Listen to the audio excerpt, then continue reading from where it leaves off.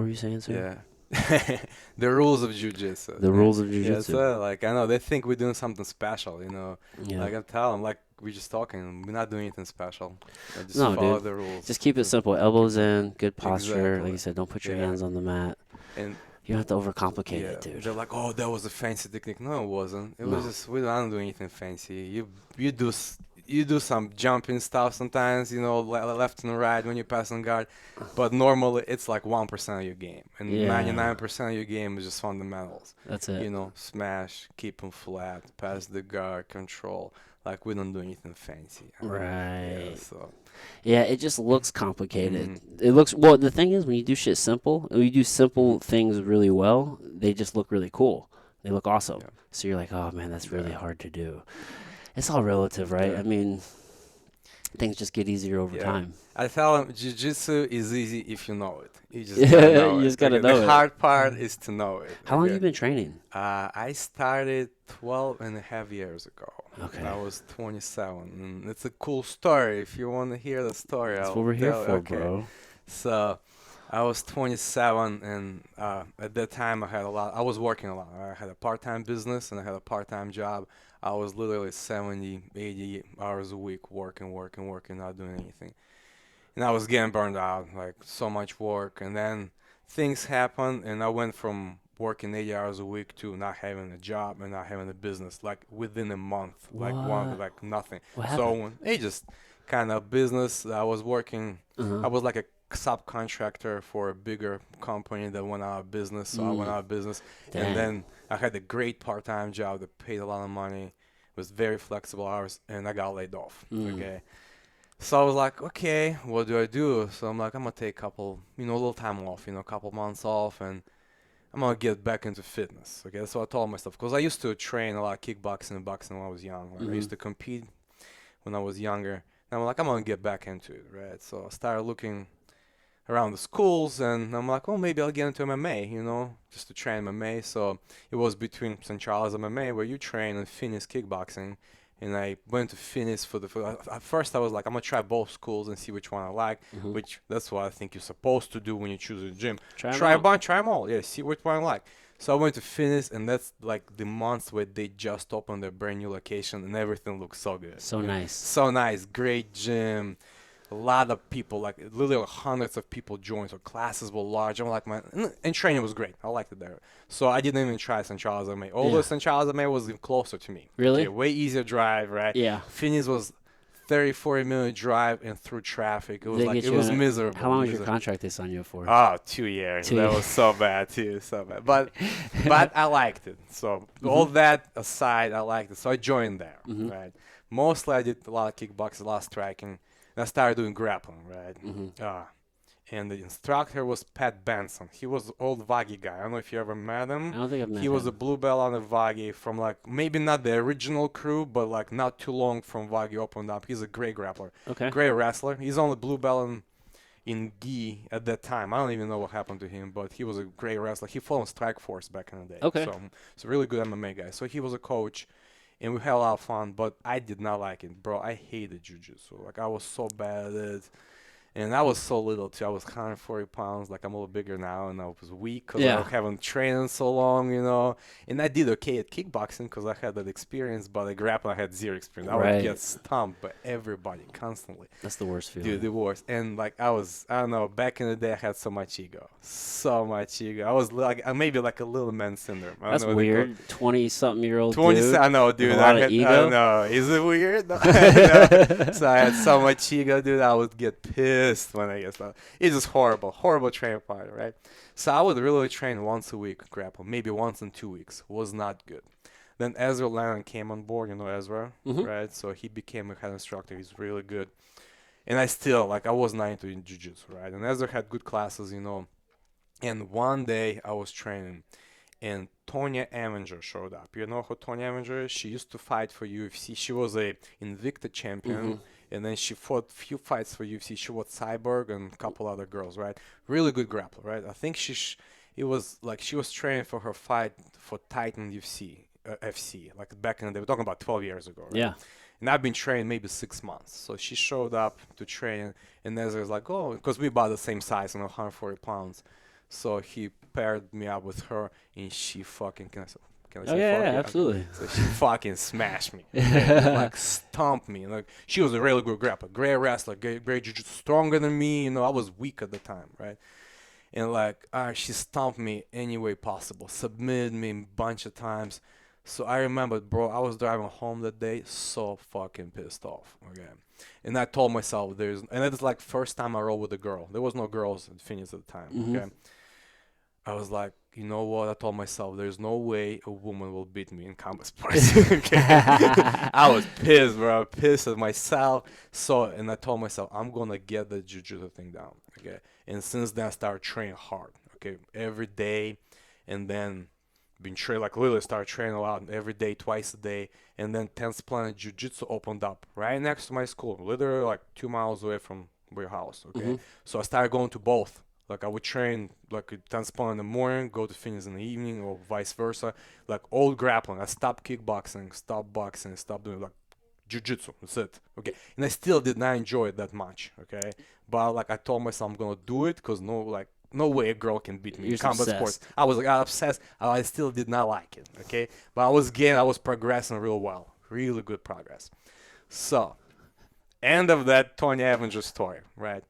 About 2 years after that, our first encounter, she shows up at Phoenix again. Okay, I don't remember if she was just visiting or whatever. I think she was training in St. Louis at the time at some other gym.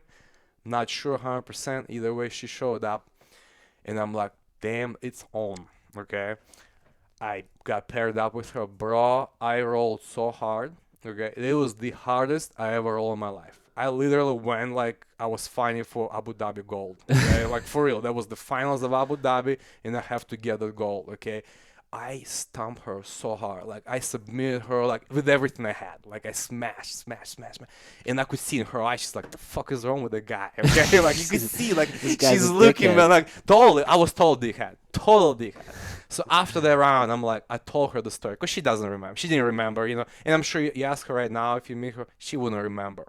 And I told her, hey, you literally is the reason why I'm doing jujitsu. Okay, if it wasn't for you and that role 2 years ago, like I wouldn't be doing jujitsu. Like, and we had great conversation with the train after that few more rounds, nice and relaxed like you're supposed to. Hmm. But that was literally the hardest I ever rolled. Okay, I had so much to prove that I rolled against the girl. It's so weird.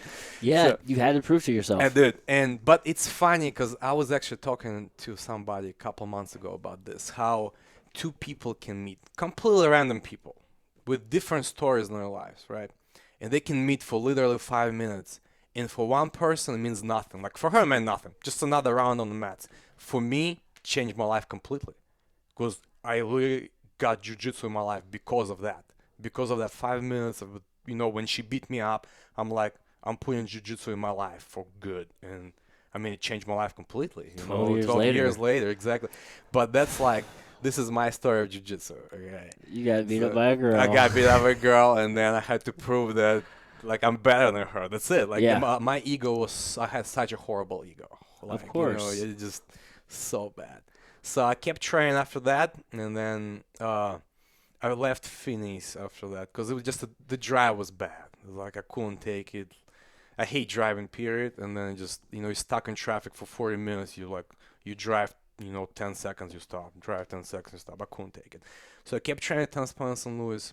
By the way, the coach was Eric Schattenberg from St. Charles. I Hmm. know you know him. Yep. Great guy, great Yeah, Eric's grappler, a nice guy. very nice guy, very great like fundamental, solid game. He never did anything fancy, any fancy guards, but like everything was solid. And he closed the gym. Okay, I think he's had some personal issues. I'm not sure. Not my business either way. So he closed the gym, and there was about 20 guys left that wanted to train. And I'm like, what we're doing? And we're like, well, I have a basement, I have mats. I'll get mats. I didn't have mats at the time. I'm like, you guys want to train? We're all white belts and maybe a couple of blue belts. I was a white belt at the time. So everyone was, hell yeah, let's train. So I called Eric up. He's like, hey, can I buy some of your mats? He's like, yeah. So he gave me a really, really good price on brand new mats, not his old ones. He had like a bunch of new mats, like extra mats, stashed in his garage. So he gave me a super nice price. So I bought a bunch of mats for him, put mats in the basement, start training. And it was like, Mm. okay, who's going to teach? Like, okay, well, it's your house, you gotta teach. I'm like, I'm a white belt. He's Right. like, everybody's a white belt because Tennis Plan St. Louis, I think it was around for two years maybe. So there was nobody really really good there. It was, Or yeah. it was like brand new. Like we had a couple blue belts, but they just got their blue belt. Yeah, You what know, was Eric? Was Eric a purple belt? Eric was a purple belt. Now he's a brown belt now at Gracie Baja. I Okay. think he Yeah, trains. I lost track. Yeah. Like I see him on Facebook. I haven't talked to him in a while. Now he had a lot of injuries, so he was like He's out for a always couple super months. nice. Yeah, super nice guy. Super nice guy.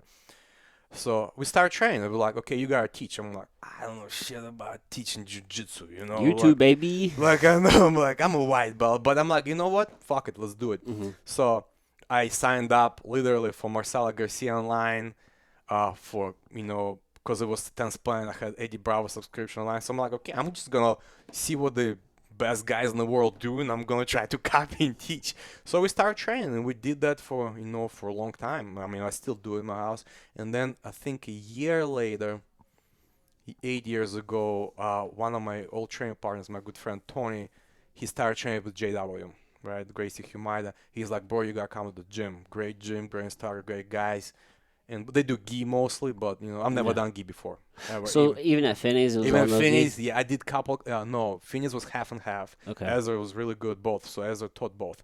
Now, when Pat Benson was teaching, it was only no gi. When Ezra came on board, he started teaching both. So it was Okay. one day was gi, another day was no gi. You Okay, skip gi. yeah.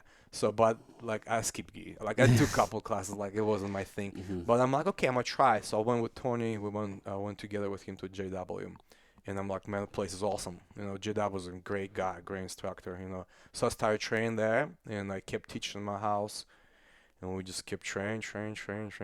Now Yeah. that's how it is. How it started. It all started with Tony Eminger. I'll be always always grateful to her. I will never forget her. I'm telling you, if you ask her about me right now, she'll be like, I don't know what you're talking about. Yeah. Never heard of the guy. Okay, but for me, like literally two people can meet, and for one person, then that meeting in 5 minutes of interaction is nothing. Like zero means nothing, and for the other person, changes his whole life. His whole life. That's true. It's, That's the yeah. thing about perspective, right? Yeah, it is. It is definitely the thing about it. Yeah. Two people can experience like a moment or a situation and it'd be completely different.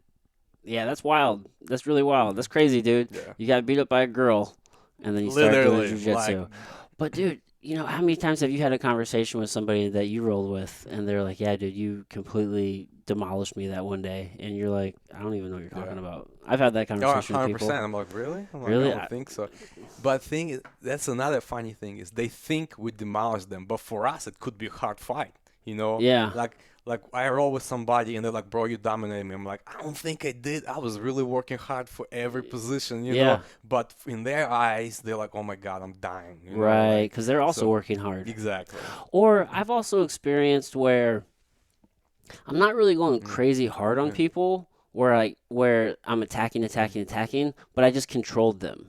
We just talk, I Yeah. just maintained Yeah. the positions, I controlled the positions, and in their mind, they'll say, dude, you beat my ass that day. And it's like, did I?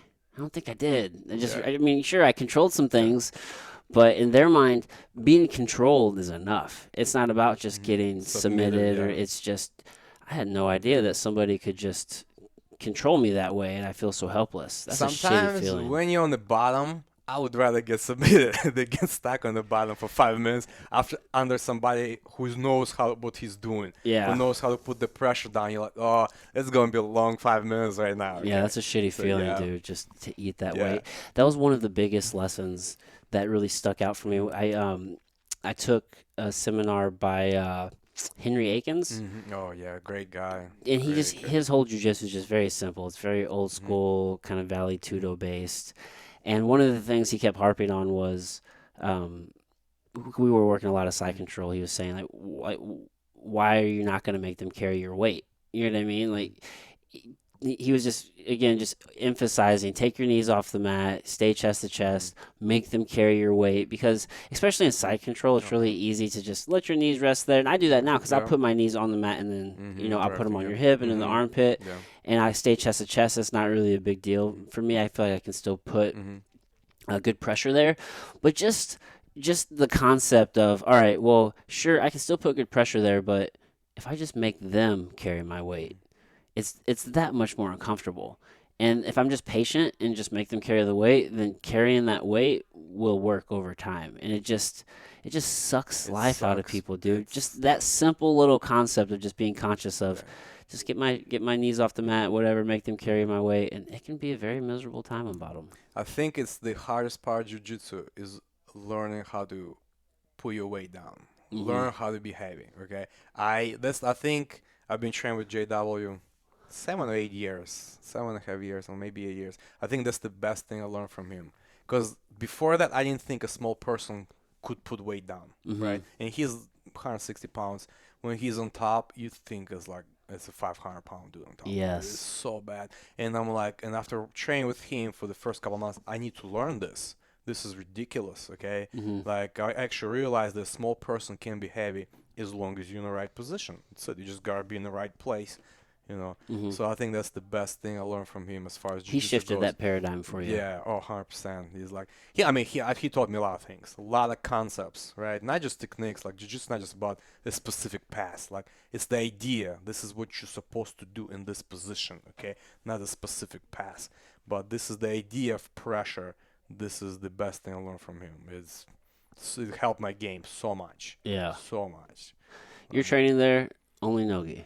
No, I train gi You do and no so gi. when you Oh started yeah, training there, you started putting on the starting gi. gi. Yeah, oh yeah. Yeah. Yeah, absolutely. Now it's the gi is a lot harder for me. I cannot grip very well. Hmm. Okay, I can grip a thick collar, because there's a lot of material. Grab that But lapel. like yeah, lapel, Yeah. yeah. But like a sleeve grips or like pant grip on the Yeah. bottom of the pant, I can't. Like it hurts my fingers. Call me a pussy. I don't care. Maybe I'm a pussy. You're like, I It don't give a fucking fuck. hurts my fingers. I can't hold, It bro. does. You have like I have all these calluses on my knuckles Yeah. here. I don't know why. My mom, maybe it's genetic for me. My mom had a finger disease, basically. It's Hmm. called Raynaud's, okay?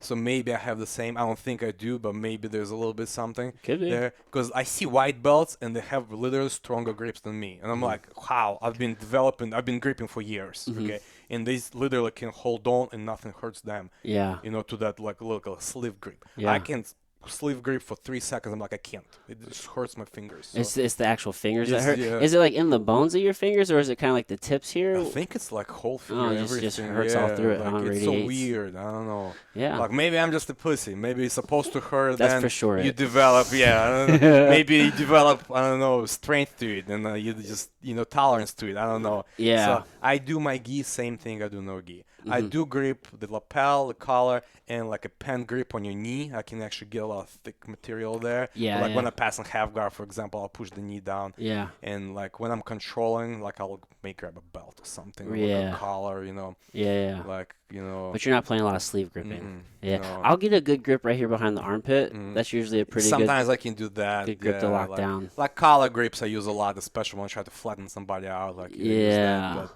it takes a lot of your game because gi jiu-jitsu is a gi jiu-jitsu. You gotta use it. You gotta Right. use everything you got. Like some people's like, oh, you're doing it the right way. You're not using the gi because I'm like, I'm not doing it the right way. The Like, right way. Like I know, like exactly. Like, first of all, what's the right way? The fuck does that Like mean? exactly, some people believe that you have to play your gi same play you play no gi. I don't believe in that. I'm like, why? They're different. The gi is for you have a gi on for a reason. Like I wish I could use it all. I would. Like I'm very flexible, right? I would totally be good at like spider guard or like lasso guard, where you're playing a lot of open stuff in line inversions, but I just can't, Yeah. unfortunately. So Berimbolo. yeah, Stuff bearing like balls exactly. Like I invert very well, real well from a lot of different positions, but bearing ball I can't. Like I Mhm. can't like, grip Just it. not. Yeah. When I look at gi, what I like about it is, especially for at least if I'm transitioning from gi to no gi, I like where gi, it helps me understand leverage points. It's almost like a cheat. If I have, for example, like we were rolling earlier, Mhm. and I had an overhook on you, I was in Mhm. guard and I had an Yeah. overhook, and I came and I was overhooked, and then I latched onto like your trap and like your Mhm. neck right there. And the only reason I Yeah. did that is because I have an understanding from the gi where if I normally I Mhm. grab your Exactly, right there, man, and I understand what that control feels like. So the gi is almost like it's like a crutch. You know what I mean? It's an extra handle Yeah. to help me It's understand. a great tool. Yeah, It's and a it helps great me tool. understand this leverage Mhm. point with this extra oomph. So now, if I have that understanding, how can I take? I don't have the lever anymore. I lost that lever, but I understand what it feels like. And so in my mind, it helps me understand the leverage point. And now I just have to adjust my grip to get that same leverage Yeah. point. Does that make Yeah. sense? Oh yeah. That's how it applies in my mind. But we all approach this thing differently. Mm-hmm. So to say there's just a right way, Yeah. that's so There's no right way. short-sighted. Just There I is no right know. way. We're Yeah. just doing I this know. In thing. jiu-jitsu, I think everything is the right way in jiu-jitsu. Just What's the right for you? thank you. What's the right for you? I don't like. Some people say, "Oh, there are bad techniques. There are good techniques." I don't believe in that. I think every technique is good. Just what works for you. Now, I believe some techniques are easier to perfect than others. Hmm. They have less steps to it. Okay. Right. But I think you can take the most complicated technique and spend enough time on, and you'll do it so easily. Hmm. It's my understanding. It's my opinion. Now, Well, that's where concepts come yeah, in, right? yeah, You whatever the technique is, maybe you're able to do it or yeah, I'm not able to yeah, do it as well. If we understand yeah, conceptually, then you can start applying it to different areas and figure out what yeah, techniques work for you. yeah. Now back to the gi. It's such a strong weapon, and I have all kinds of respect for it. Cause sometimes I roll with the same guy, and we're all no gi. I have no issues, right? Mm. And then we're all gi, and I'm like, he has no issues with me. It's like this is so frustrating, at some point. But I'm like, I have all kinds of respect for gi. And like some people say, oh, you don't like the gi, you only train no gi mostly. I'm like, I love the gi. It's just hard for me to do it. Yeah. Like I see the benefits of it because I see people using it on me and they kicking my ass. Yeah. People that maybe not supposed to kick my ass, okay, and Yeah. they do it because they know how to manipulate my colors or my whatever, my grip. They know how to grip right. I don't know how to break grips. Just it's a strong weapon. That's a Is big that the part. argument to do it more? Yes, I know it is. I You're know. already really good at I Nogi, know. bro. I know. I know. I just enjoy Nogi so much That's more. right. To each their own. Do So whatever you yeah, really it's enjoy. I just exactly. love doing jujitsu, Yeah, right? me too. Yeah, We always talk about the yeah, community, right? It's always yeah. the best part. Oh, 100%. Yeah. Community is the number one thing why people do jujitsu. Okay, they're like, oh, I do it for self-defense. Not really. Okay, if you're not using strikes in your jujitsu, you're not doing it for self-defense. Like you half-assing your self-defense training. Okay, like jujitsu is just a part of self-defense. There are the martial arts that are involved in real self-defense, Hmm. right? Or some people, I do it for fitness. Really, you dumbass? Why would you do that for fitness? There are way easier things to get in shape, okay? Why would you sacrifice your body, okay? You're literally getting destroyed, like your body getting hurt every day for fitness. No, you're not doing it for fitness, okay? You do it because you love people. Look, literally, that's why we do it. We love the community, okay? Yeah. Now we like fucking people up too, right? We like choking people. Feels good to do hard things. Exactly, yeah. But number one thing is people, like people you surround yourself with. You go on the mat, everybody's cool. Yeah. There is no not cool people in jiu-jitsu. Like even there are, they don't stick around for a long time. Okay, Right. they get kind of, get smashed. The ego is too big, like mine was back in the day, and they kind of disappear. Everybody's cool, and they're cool in every gym. Not just your gym. Okay, people think, oh, only people in my gym are cool. No, their jiu-jitsu people are cool everywhere. Yeah. Like you and I have visited dozens of gyms, right? You ever seen not a cool person with dickhead? No. Everybody's super nice. Everybody will talk to you. Everybody will roll with you. And just Yeah. yeah, it's All some of the details of different gyms are different, but ultimately all gyms are the yeah, same, or at least all 100%, the groups of people are the same. 100%. I used to think that back in high school, whenever we would go to different high Mhm. schools and wrestle in particular, I would think, or really any sport, you think your team is like, all right, it's our team versus their team, it's us versus them. But then, especially at wrestling tournaments, you hear these other teams and they're just doing stupid shit just like you and your friends are. They're making goofy jokes just Mhm. like you and your friends are. They're doing all the same things that you and your friends are. They just happen to live in a different place or go to a different school and they're on a different Mhm. team. But ultimately, people are still just people, and we all like this thing 100%. called wrestling or now jujitsu. And who cares whatever the name is of your gym? We're all doing the same thing, and we're all pretty For the pretty same reason. similar. For Yeah, the same reason too. We're doing the same thing for the same reason. For the love of jiu-jitsu. That's yeah. it. That's why I'm so surprised there's so little cross training in St. Louis. I don't So get it, little. dude. Man, I'm gonna tell you one story. I got a lot of jiu-jitsu stories. So I used to go to California before pandemic every year in a train with various Tennis Planet gyms. I would Mhm. go to the headquarters with Eddie Bravo in Oceanside with Gio Martinez and some other ones, right? So, but 4 years ago, me and a buddy of mine, Kurt, we went to California. First gym we visited, Costa Mesa, 10th Planet Costa Mesa, Okay. right? Every Sunday they do an open mat for anybody, free. Anybody can join, no gi, right? So they set an alarm clock for 25 5-minute rounds with 30 seconds in between. So every Sunday they start, and there's literally 300 people walk through the gym when we were there. I rolled, remember right now, 12 rounds. I rolled in a row with 12 different people from 12 different gyms. That's Okay, awesome. and then none of them was from 10th Planet Gym. They were from different, like, and I was like, this is the coolest thing ever. There was literally, Yes. literally 200 or 300 people roll through the place in 2.5 hours that we were there. Because we Yeah. would roll, talk, you know. And friends of mine came from Las Vegas to train with us, you know, and like, so we were just there for a while. And I'm like, man, some people would come in, roll 5 rounds, you know, leave. New people would come in, roll a couple of rounds, leave. You know, I'm like, this is the coolest thing ever. And everybody's super friendly. There's literally people from dozens of gyms coming to that one gym, not affiliated with that gym, and just having fun and training. Yeah. And think about California. Every gym got hundreds of people. They don't need to cross train. Yeah. It's not like we here, like our gym's 100 people, 200 people. There, every gym is huge. Like literally, they got so many people there. Yeah. They don't need to cross train, and they still do. Yeah. I'm Because like, it's fun. exactly, it's fun. Thank you. Sometimes here you go to class, like you go in the morning class, the same 20 guys every class, right? Why wouldn't you wanna expand your horizon and train with other people?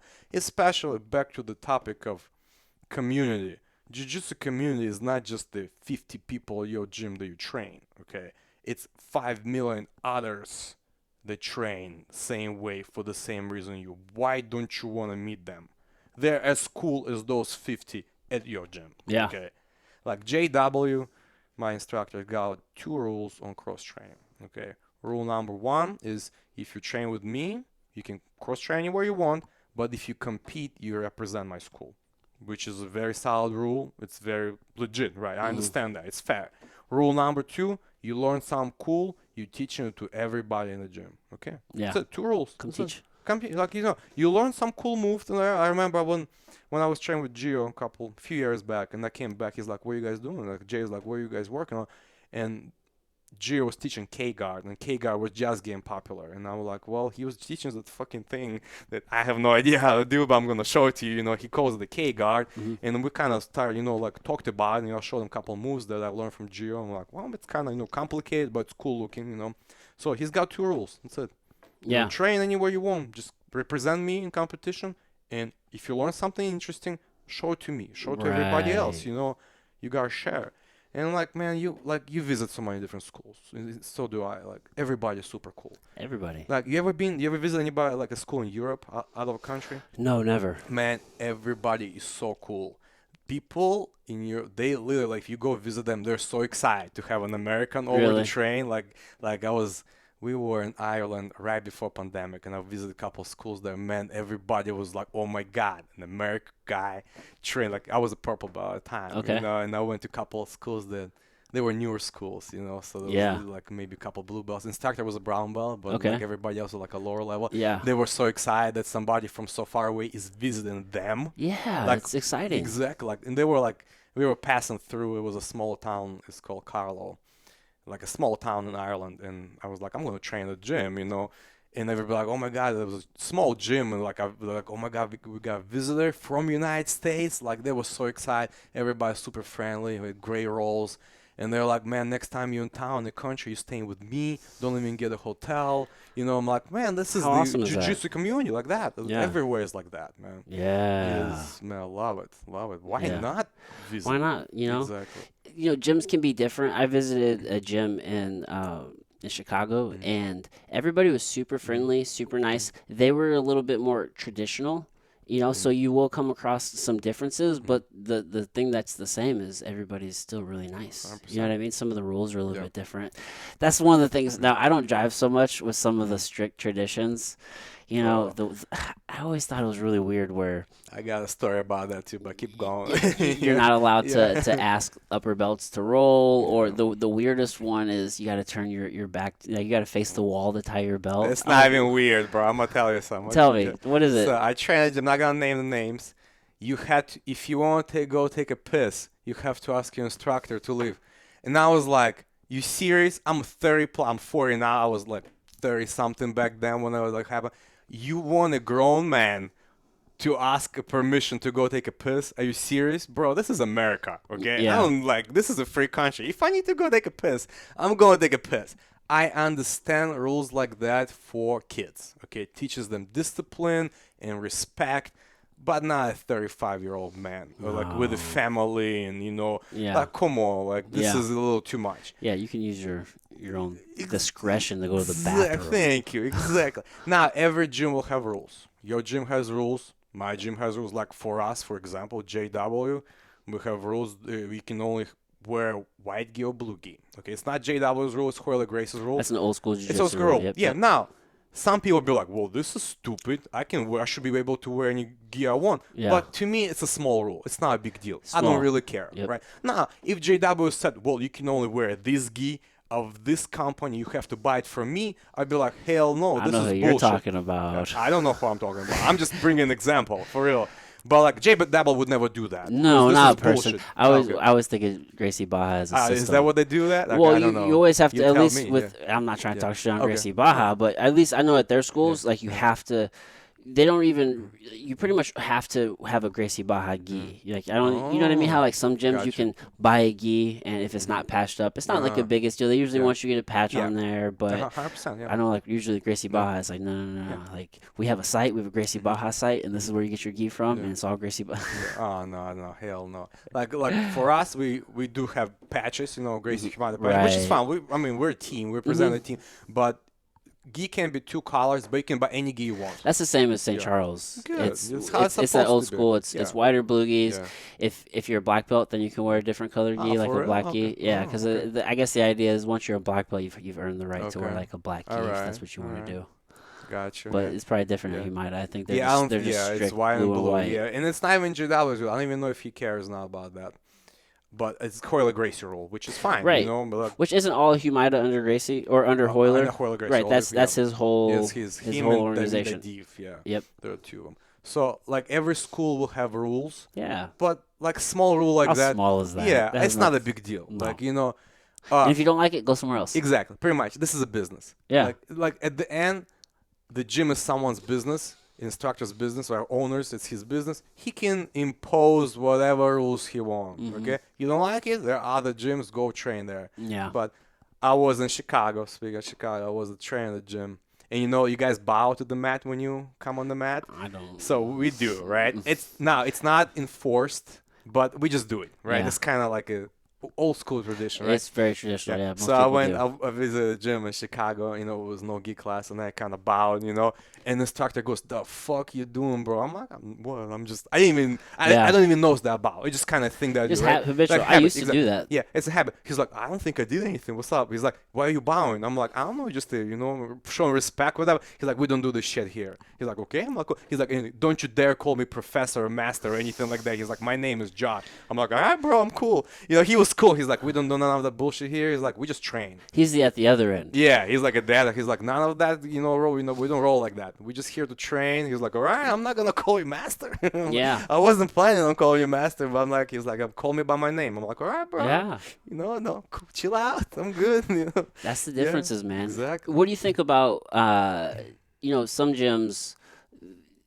I'm thinking specifically the Chicago gym again because the owner is, or at least at the time he was, I'm sure he still is. He was the head ref for IBJJF. Oh. So a lot of his approach was, what's legal for IBJJF? Meaning, if you're not a certain belt, you shouldn't be doing certain things. You know what I mean? Whereas some schools, everything's open. Just train it. What do you think about that? So I'm gonna tell you how our school does it. When we train gi, it's IBJJF rules. When we train no gi, anything goes. Anything. Whatever. Heel hooks, ripping, blah, blah, blah. But in the gi, JW, like, if you a blue belt, don't go for knee bars. Okay? So, I I agree and don't agree. Like, to me, if you're competitor and train for competition, train to follow the rules of that competition. But if you're somebody like me who does it for fun, who cares, right? So, that's how I think about it. Okay, I think in no gi anything should go. Okay, in the gi, obviously there shouldn't be any heel hooks because the material is hard to slip out. You can actually hurt somebody, right? Like if you try to heel hook somebody in the gi, in my opinion, you can hurt somebody because there's A you lot more can't slip friction. out. There's no friction, exactly. So, but other than that, like the whole reaping rule is kind of weird to me. I'm like, Hmm. I don't know. I've been reaping for 13 years and no gi, nobody got hurt. I don't know what's the problem, but Yeah. it's just my opinion, okay? Yeah. So, but I think if you compare train within the rule set of that competition you're doing, okay? Yeah. But if you just somebody who's having fun, you probably should be able to do anything, right? You're not really, Right. right? This is how I think about it. But like our school in the gi, we follow the IBJJF rules. In no gi, whatever, anything Yeah. goes. So Yeah. that's how You we gotta do be it. safe, right? Oh, You know what I 100%. mean? Well, that's the priority. Yeah. Safety of your partner and yourself is priority. I tell people every time I teach and I see some people wrong, I'm like, hey, your partner for this 5 minutes is more important to you than your wife, than your husband, than your kids, than your mother, than anybody. Okay, this is the most important person Yeah. in your life for this 5 minutes. His safety is your number one concern. Okay, you cannot. How can you hurt somebody like intentionally, especially training? What the fuck, Mhm. And I've heard a couple people right by accident. Mhm. I'm sure you have too. Yeah. It just happens. Shit happens. It's a tough sport. It's a combat sport. Shit happens, but do not do it intentionally. Right. Accidents happen The for accident sure. happened. Like man, I was a couple years ago, 3 years ago. I was on with the guy Jeremy, nicest guy, and I was passing guard and I literally slipped. Like a mat was wet. I slipped and I fell on top of him, like sideways, and he was turning into me, and I fell. I cracked his collarbone. Yeah, he was out for 6 weeks. I was like, oh my god. But it was like I wasn't even going fast. Like literally, I was kind of like I was passing standing. I just kind of slipped and I couldn't catch myself. And bam, I smashed him, Yeah. crack his collarbone. These things happen. It's happened, man. Like Yeah. you Yeah. feel Yeah. bad, but like as long as What's your intention, right? You didn't yeah, have a bad one. exactly. Oh no, Yeah. It's a tough not sport. anymore. It's When I rolled with Tony Avenger the second time, I had bad try to intentions. hurt that girl. Yeah, I Yeah, wanted to yeah. smash. I Yeah, think once you get to a place where you can kind of be calm yeah, and you're not trying to win, it's a lot safer yeah, to train all those different 100%. things and just really you can safely go after things because you're not trying. I think people get hurt whenever they're trying to force things that they don't have. They don't have like Yeah, complete control or can complete do. understanding, and they just try to force it. It's like once you can get past that Yeah. little mental over Mhm. like little hurdle, then you're usually pretty good at train things. 100%. Yeah, man. What's your opinion on the train gi no gi and like same question that you asked me?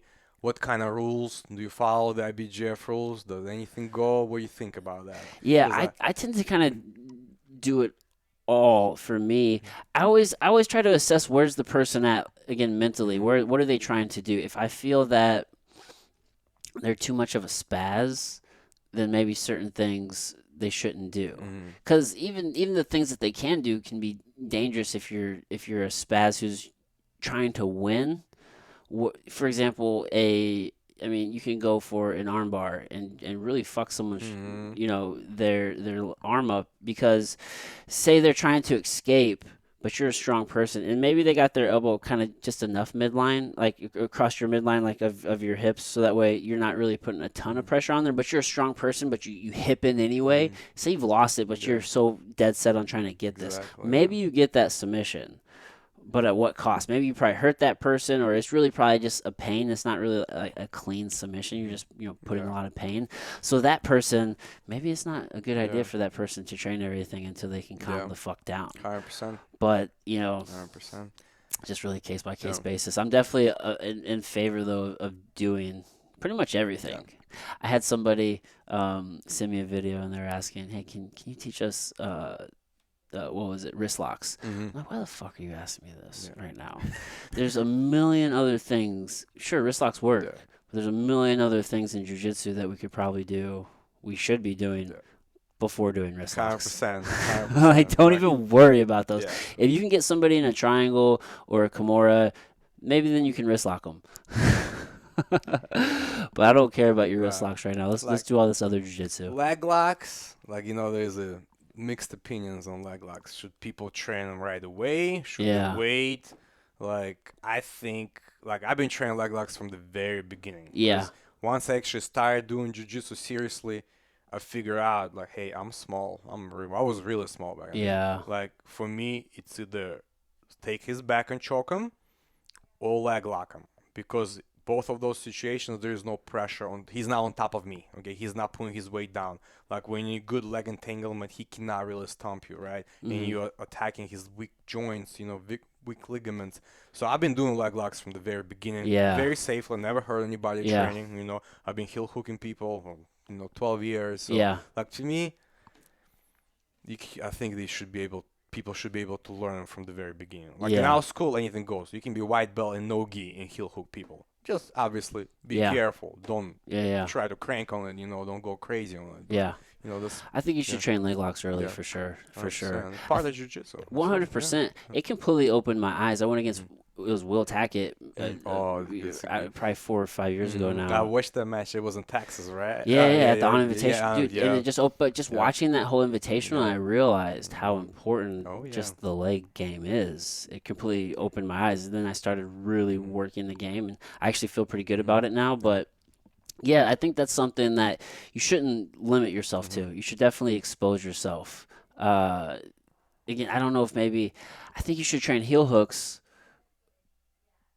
Man, it's like how do you emphasize somebody? Don't worry about the finish. Control this Mhm. position. It's like can you? Yeah. Especially so I don't have any issues with anybody working knee bars or straight ankles Mhm. from the get go. Like you No. should definitely be working those. 100%. But then I wonder again, The twisting the locks, yeah. twisting, the twisting Yeah. is what I worry about with certain. And then I just think about certain people, mostly just white belts. I don't even roll with certain white Yeah. belts because I don't want to get hurt. Same here, dude. Yeah, so I'm like, man, do I want to put that weapon in their hands? I don't know. Yeah. There was a time to where I would have been like, yep, everybody do it. Who cares? You'll figure it out. Mm. This is how you do it. But then I'm just like, man, do I want to arm that person in practice who might hurt somebody because I understand who they are? I don't know. Maybe now I just think more as a Yeah. coach. I teach heel hooks, but like, I emphasize safety. Yeah, Every time I teach heel, like, hey, this is 100%. what can happen. It Yeah, can happen real fast. yeah, Okay. So be careful, be yeah. careful. Safety of your partner is your number one concern always. Right. So, but like you see, for us as coaches, we should teach everything. We should teach everything. It's up to them to pick what they want to do. Okay.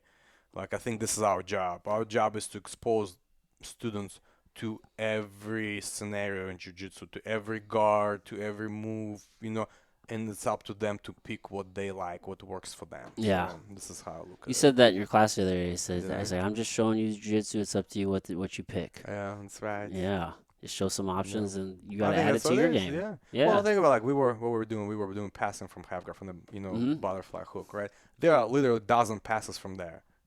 I can show you a dozen, or maybe I don't even know all of them, but I show you every pass from that position. I know now which one is best. I don't know.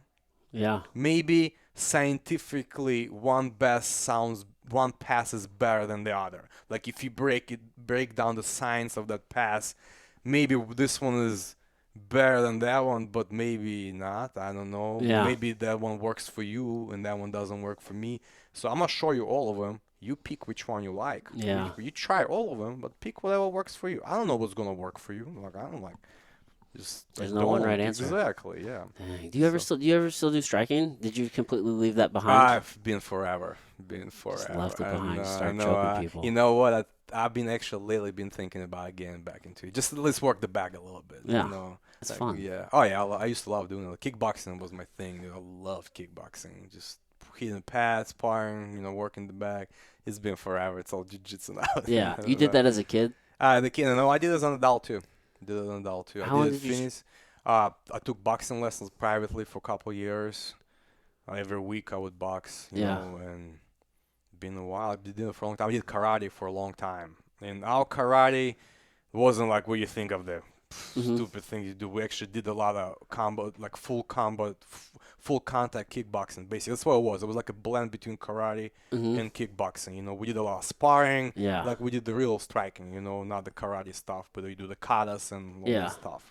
So Oh, yeah. dang. So So I you've did a just lot been of that. fighting your whole life. I've never been fighting. I've been training. Training to I don't want to fight. fight nobody. Last thing I want to do is get in a fight with anybody. Okay. Yeah. Yeah. That's a person who understands fighting says that. I'm so scared to get in a real fight. You have no idea. I can't even. Oh, I don't Like, like fighting either. yeah. Thing I'm not is, confrontational. like we train, train, but you never know how you're gonna react in the real fight. Like you've been, like I've fought in the ring a few times. Like you've been like in the big fights and Bellator, so it's like a little easier for you. But I don't know, maybe I'll freeze. Somebody attacks me on the street, maybe like I will just start crying. I don't know. Hopefully not.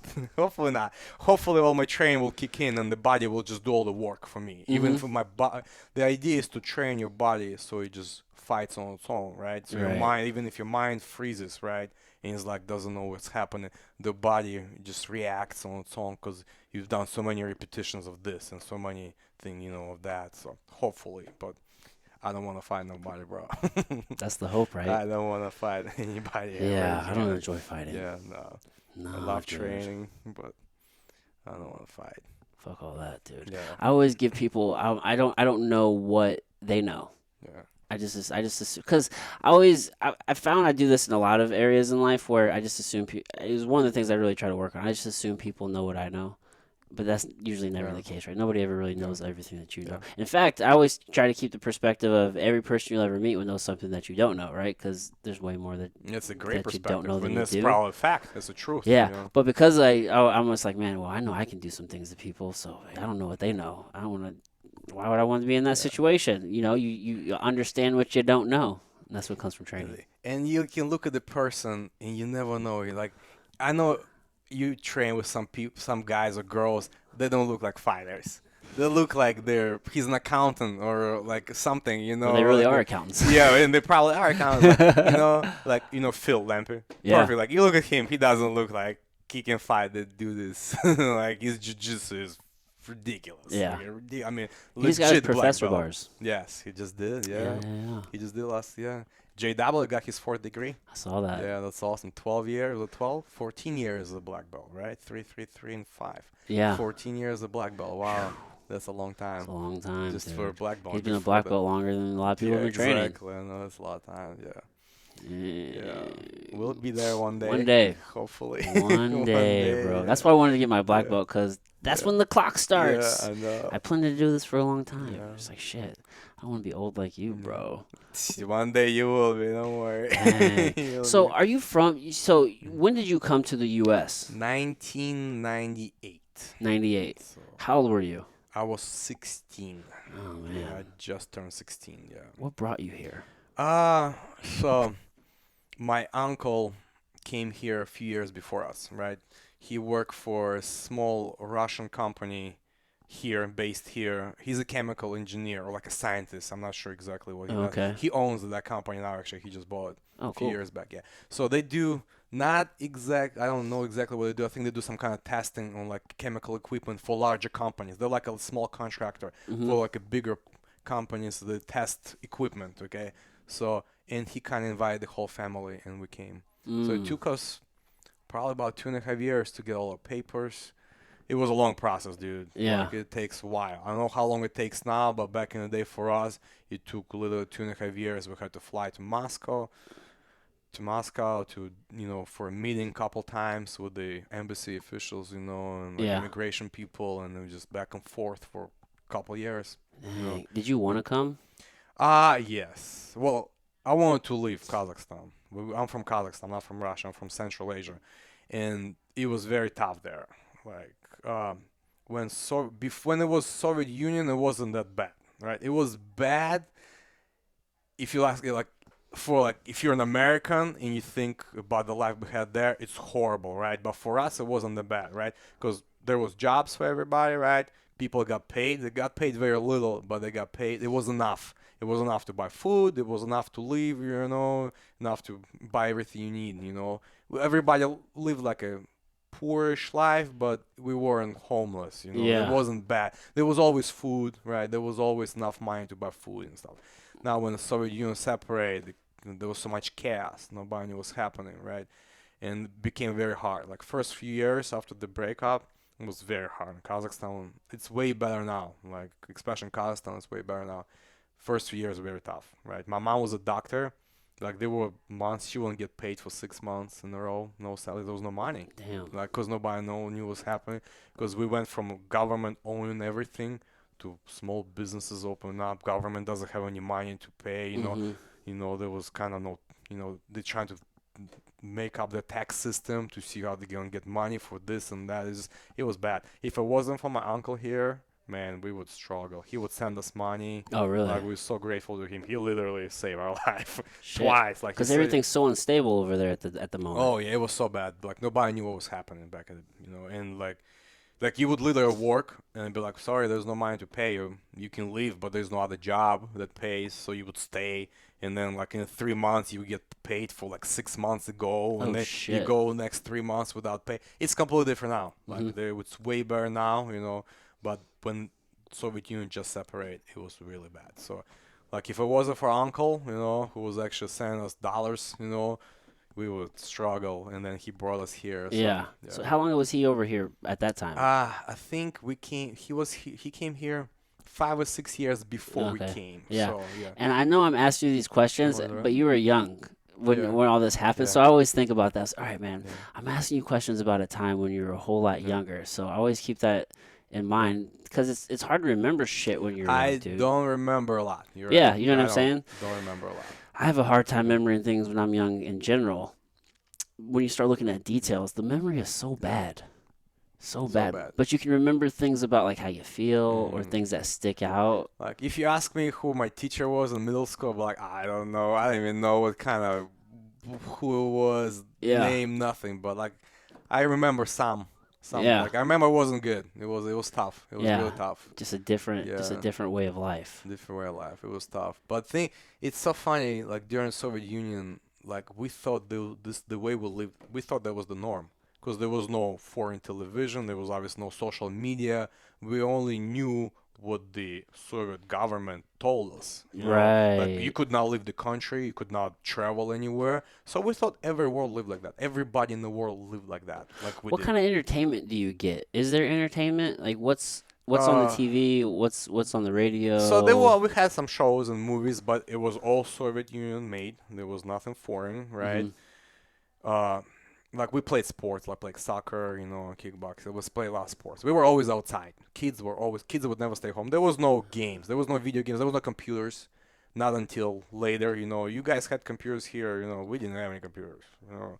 There was no video games till early 2000s. Really? Oh, So yeah. no Nintendo, no We Game we Boys. got it like maybe 2003, like mid 2000s we started getting it. Okay. Oh no, hold on, I'm lying. Mid 90s. I'm Like- sorry. like Mid 90s we started getting it, Yeah. but no But earlier you than guys that. are you guys are getting stuff kind of like after the Oh, fact. 100%. We were a few years behind everybody else, Mm. okay, as far as the technology goes. I remember like last year of my school before I moved here, we got computers, and I was like, oh my God, this is like a computer.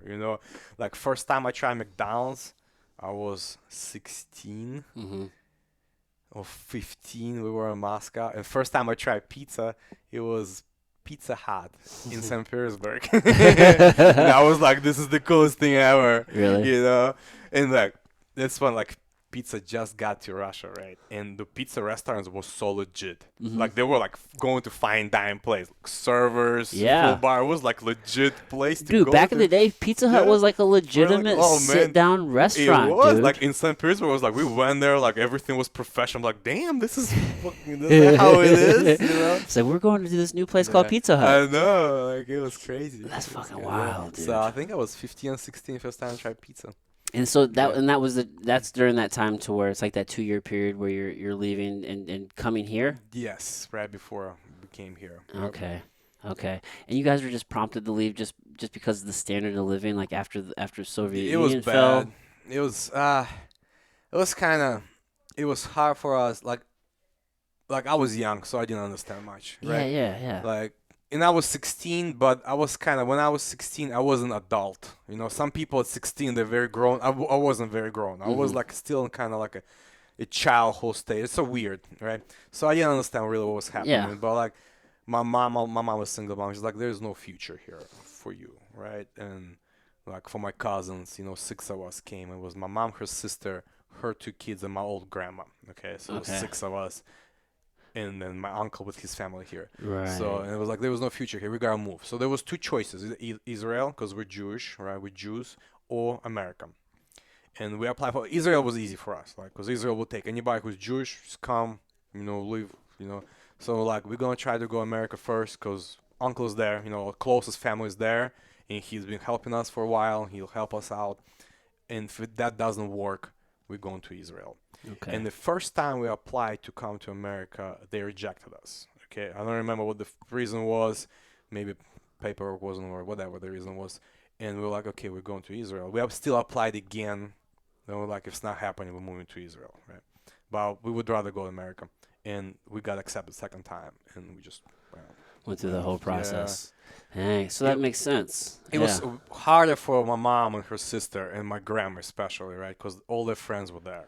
They were in, my That's mom was 40, God, 44, I guess. that's 40, home. yeah, for it was home. Like, everything was there. Like, all your friends, your job, your language, like, it was way tougher. Well, for the kids, it was easier. Hmm. Yeah, yeah. So, I mean, you're going to a foreign land. hmm Like, there's something about the place or the area where you grow up. There's these feelings. There's this mm connection to that Oh, area. You know what I mean? 100%. You go back to places you grow up. You're like, oh Yeah, man, I used to do stupid shit yeah, there, or we used to go get food yeah. there. Just your stopping Yeah. ground. So It takes a lot of balls to just get up and go. Especially the thing is, like, we didn't have to leave. Like, people in Ukraine right now, some are like, there's war there, right? You kind of got no choice. You gotta bounce. Like, yes, we could have stayed. Like, it was our choice. We weren't forced to leave. Although, like, we were Jewish and Kazakhstan is a Muslim country, there was nothing. hmm Nobody had beef with Jewish people there. but your Okay, mom like, knew there was no real future for yes, you like, well, guys she if you like, wanted there's more. better future elsewhere than there. So it was Yeah. like, we're doing it. So we came and we had no money. Like, we literally six of us. We had $2,300 between six of Oh us. shit. Yeah. That makes sense to because maybe like a week or so hmm ago, you're talking about your sister, Yeah. and you said it's my cousin. So Yeah. now it Yeah. makes sense to Yeah. me why, you know, there's that connection with hmm your family in that way. You know what I mean? Why you, Yeah. you reference your Yeah. cousins as your Yeah. sisters, A lot of Russians do it though. Not everybody, but a lot of Russians call their cousins sister and brother. brother. Yeah. Yeah. Yeah. So. Well, Okay. that also kind of speaks to the strength of that Yeah. relationship. You know what I mean? I don't. Sometimes I wonder if we play, and maybe it's actually just hmm me, because I don't think that whenever I talk to certain people and their relationship with their family, I don't think that like my family, we don't have that same, I don't think, value as other hmm people do. So whenever I hear people talk about like cousins as like hmm sisters, I'm like, man, that's a way of looking at family that's different than traditionally the way I looked at things. So it's always something that sticks out to hmm me. I think because a lot of, like, you go back to Russia, Kazakhstan, your family, like, you always in the same town. Very seldom they'll leave, right? Mm. Here, you just everywhere. I Everyone bet just you have family, splits. exactly. Everybody splits, which is cool. Everybody's like, okay, I don't like St. Louis. I'm moving to whatever, New York, right?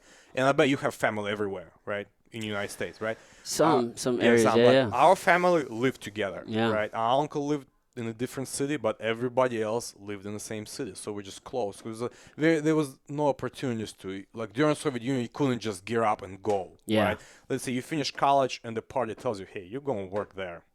That's it. Like, you can kind of have a little choice, but hey, I'm from the city, can I come back and work in the city? But if they tell you, hey, you're going to work there, you're going to work there. You got no choice, There's right? no Well, questions.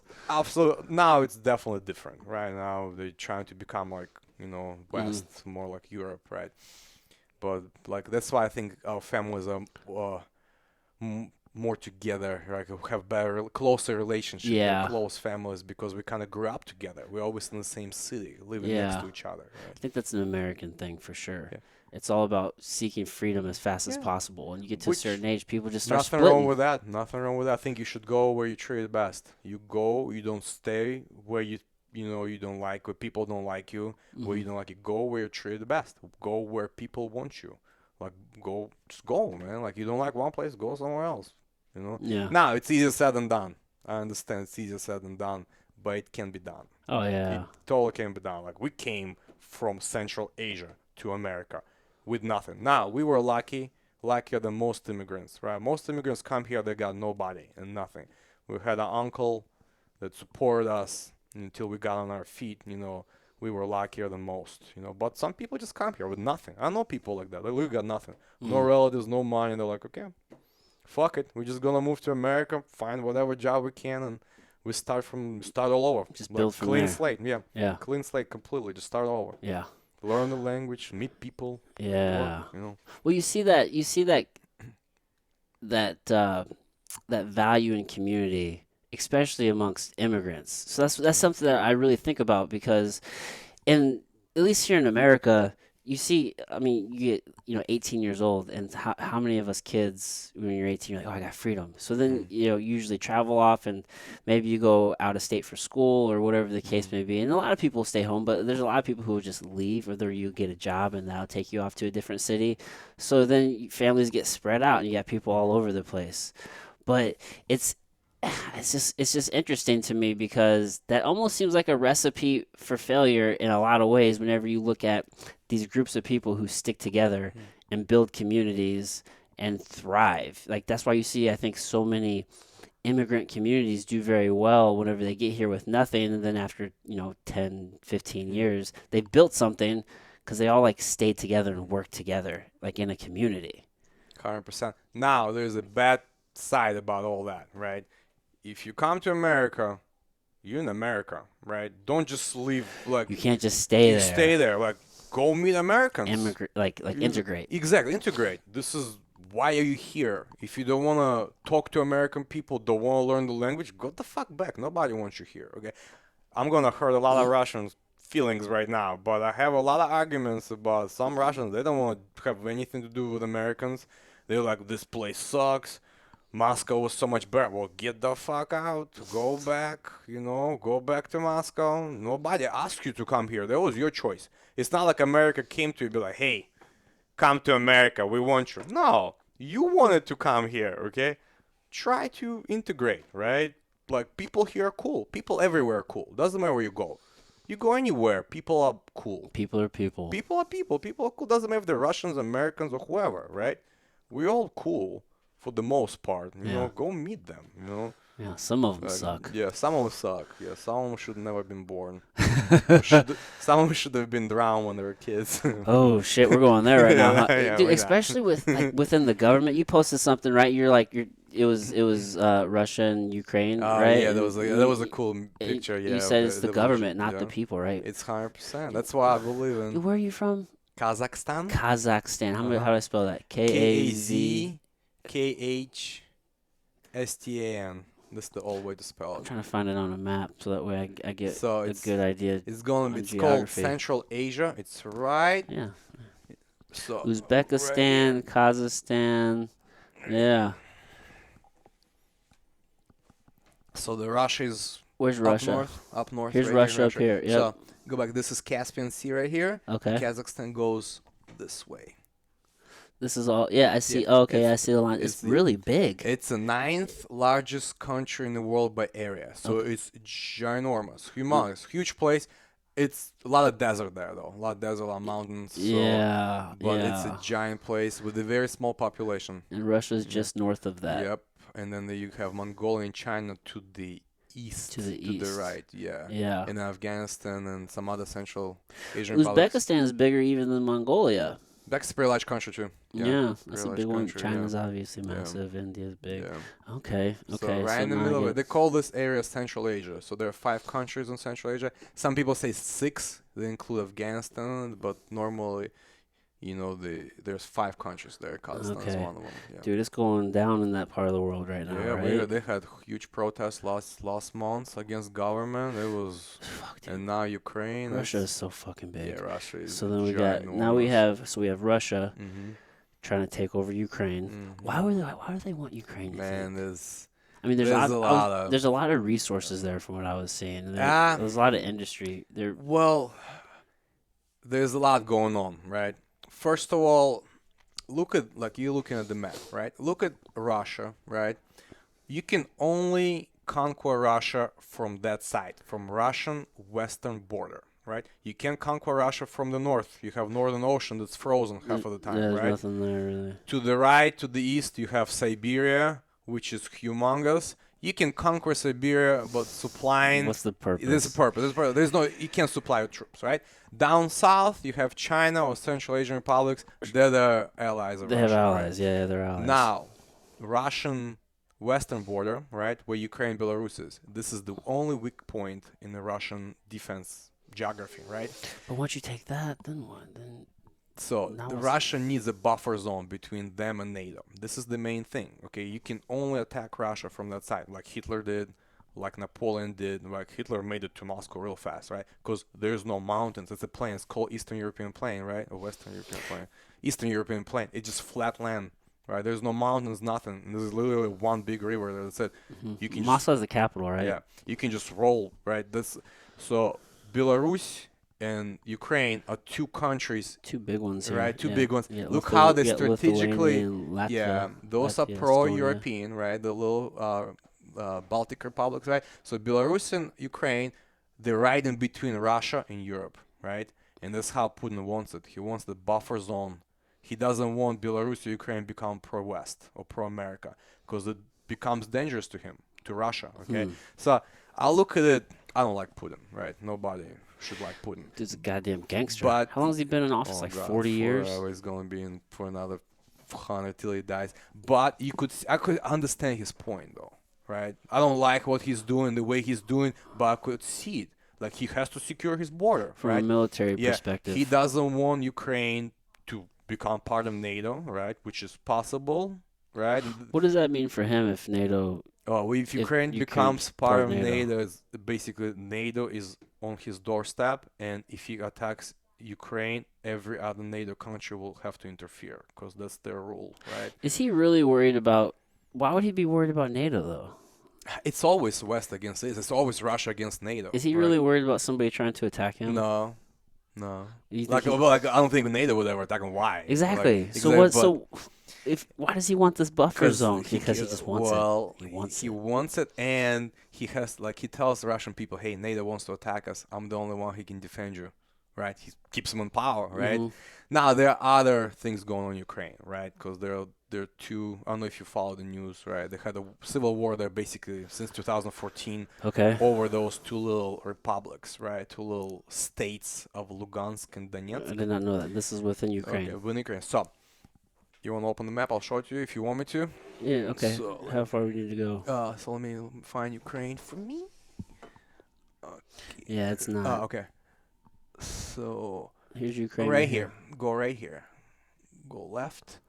So this little You trying to zoom in right no, here? no, no, no. So this little area right here. Okay. Right? So just imagine they're not called states, but imagine so every Like a country has a bunch of territory, territories. right? So So every country but a bunch of states. We're Right? in So Donetsk and Lugansk. Donetsk? Yeah. Okay. So these two territories are very, very pro-Russian. Okay, super pro-Russian. There's more Russians living there than Ukrainians. They speak Russian. They don't speak Ukrainian.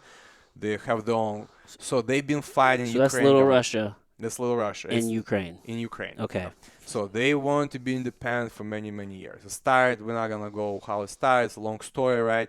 So basically, they want to be independent or part of Russia. Ukraine's like, no, you're my territory. So they've been fighting, like literally, they had a war since 2014, I believe. Oh shit. Right? They've been really fighting a small-scale war, but thousands of people died, right? Mm-hmm.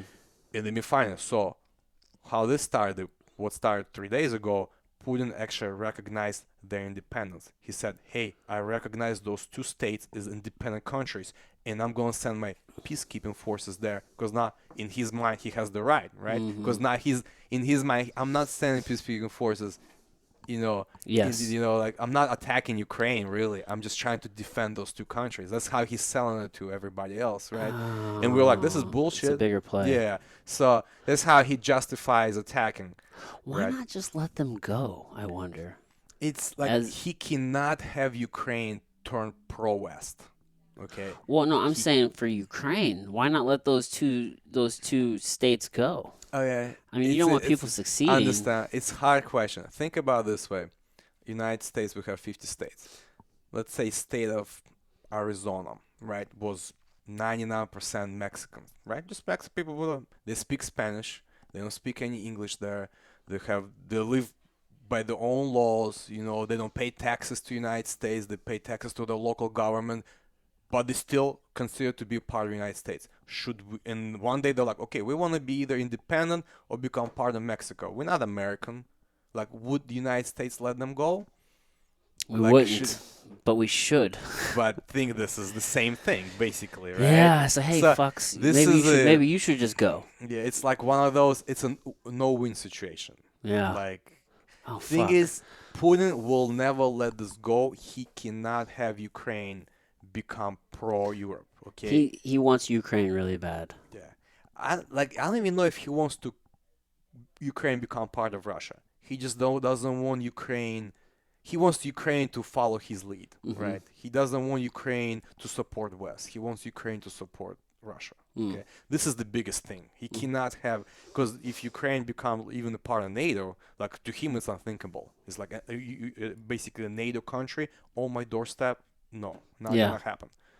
So now he's officially declared war on Ukraine, Yes, though, right? not in his. He's like, I'm doing a special military peacekeeping operation. So This just seems very yeah, convenient right it's now so bad. because there's that going on, right? And then I think didn't I just see something that China's going after Taiwan now? I think they've been thinking about for a while. I don't know if it's officially started, I right? don't know if it's official or not. It Yeah, just I don't seems there's a think. lot Yeah, going on in that part of the world yeah. right now. Oh, there's always it's a world. Like so weird to me. Like, after World War II, you would think people wouldn't fight ever again.